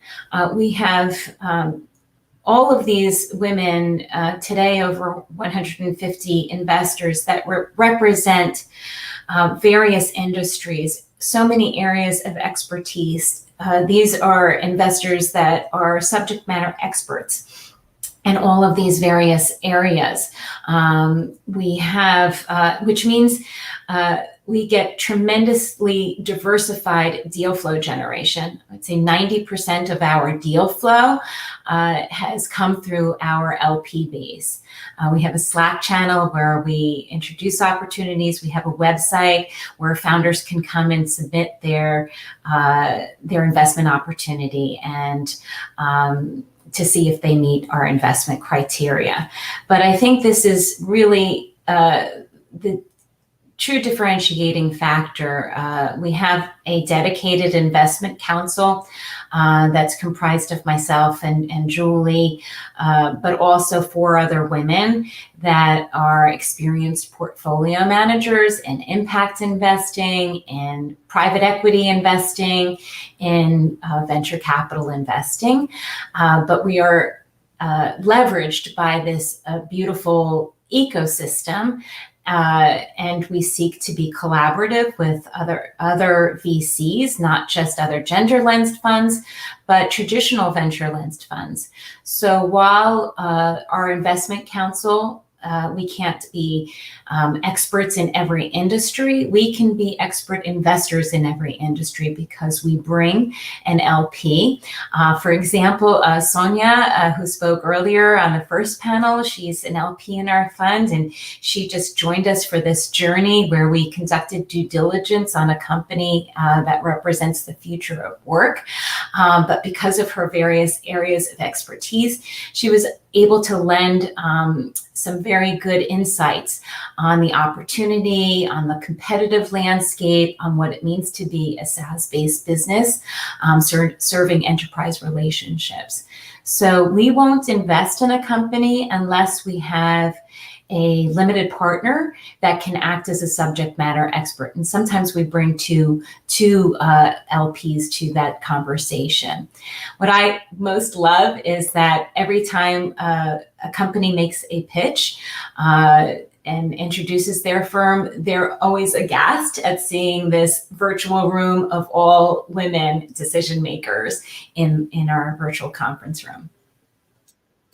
That's fantastic. And I remember that Julie had mentioned earlier that even the whatever investment commit is need to be made, it can be divided across multiple years, which gives an opportunity for people to participate in an easy, step-by-step manner. Absolutely, yes. We have, that's a little bit different. Most venture capital funds will call whenever they see the need. With so many investors in our fund, we try to make it simple, where we have 4 capital calls on an annual basis.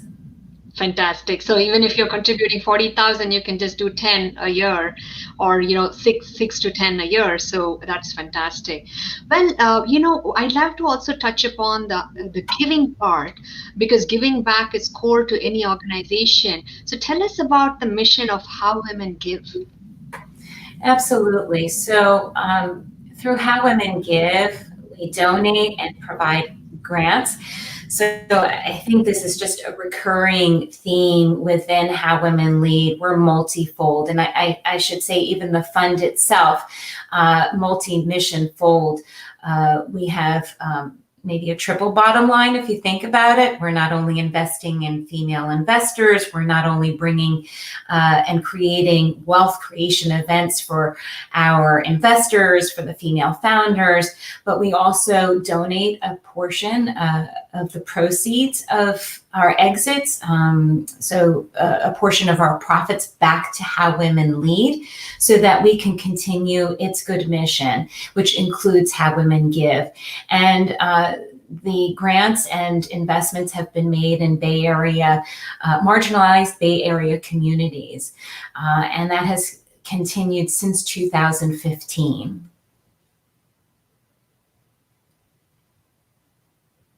Oh, a question from the audience on how does one join this amazing movement? So my email address is erica@howwomeninvest.com. You can go to How Women Lead and become a member of our network. It doesn't cost anything to be part of the community. We have events, and for those events, we do, I think, charge for some of those events, like the participation in Women on Boards this past week, but it is a nonprofit entity, and absolutely would encourage everyone to be part of the network, linking, learning, and leading like ATEA. Absolutely. I think you're going to get a bunch of emails from ATEA members. So, our time is short, and this was a fantastic rapid fire session. Is there any final advice you'd like to leave the audience?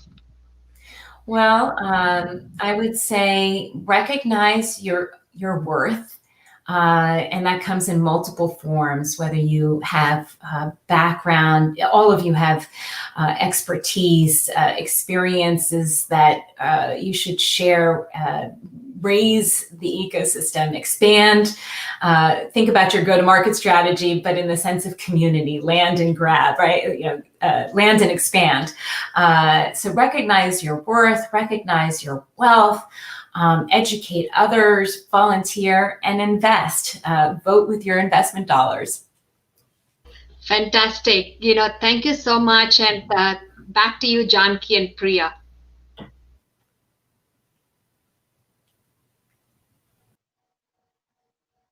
Thank you, Preeti. Thank you, Erica. That was an amazing session. Wow, so many amazing people, so much knowledge. I'm just having a ball. It's so inspirational, right? All of these. So many takeaways, but I think for me, the biggest takeaway has been that, women can and are doing like some really amazing things, right? And, but, especially if they help each other. I think we've sort of seen that one theme resonate across all the different sessions, that, there's room at the top for more than one woman. So definitely, once you get there, help others behind you, right? Reach out, open doors. And definitely, you don't have to think of yourself as a woman and limit yourself, but do reach out to the sisterhood. So there was sort of like, the two sides of the same message. What about you, Janaki? What did you think? You're muted, Janaki.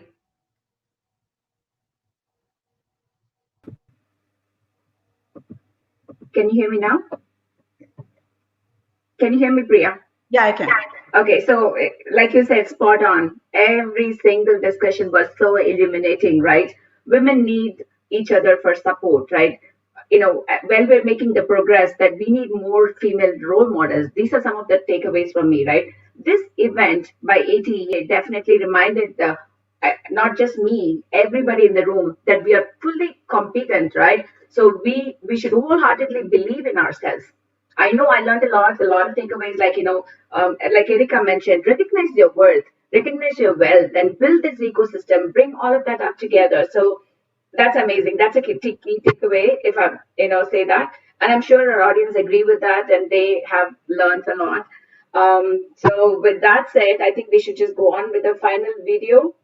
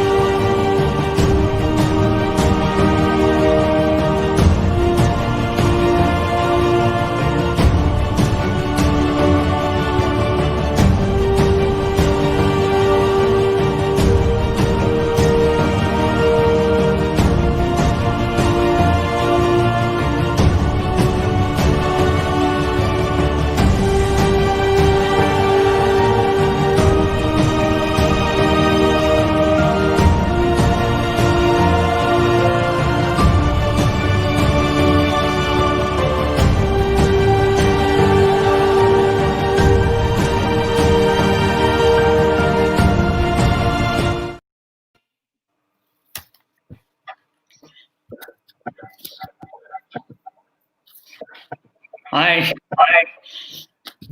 Back in our channel. Yeah, that was fantastic. I think தமிழ்ல சொல்லணும்னா சுப்பிரமணிய பாரதி புதுமை பெண்ணை பத்தி கண்ட கனவு வந்து இன்னைக்கு எவ்வளவு தூரம் வந்திருக்குங்கிறத நம்ம எல்லாரும் பார்க்க முடியுது. So really it was so fantastic to hear from so many accomplished women today, especially the last session by Erika Kramer and Preeti. Really learned. There's only 1.7% of the women founders are getting funding from venture capitalists, and this is going to change.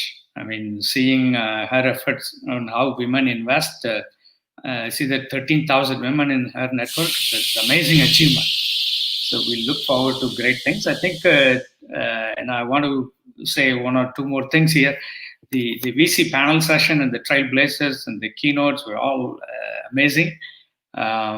We even learned to how to become the next VC, right? I think Janaki, you said it right earlier. So I want to take this opportunity to thank you both, Janaki and Priya, for emceeing today's event, and thank all the panelists and speakers. And I thank ATA's National Executive Committee, including Ram Nagappan, Shiva Mupanar, Prabhakar Murugaya, as well as Prakash, and thank everyone who helped behind the scenes for the success of this event. And we're hoping to have more of these going into 2021. And you've heard a lot about Digital Accelerator and other initiatives from ATEA. And I think we plan to have many in the coming year. And I think at this time, I want to thank all volunteers and also the initiative that we have taken up with Tamil Nadu government and their support in providing grants to qualified startups going forward.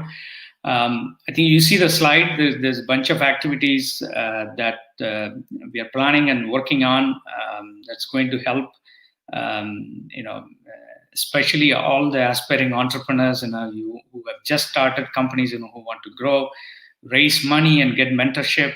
And there's also a separate effort for women focus. So I would encourage everyone to become a member, whether as a regular member or if you're representing a corporate, you can join as a corporate. And if you're representing a venture capital firm or an accelerator, feel free to sign up and be part of this great ecosystem that we are building. And we look forward to see you all in the next event. And thanks again.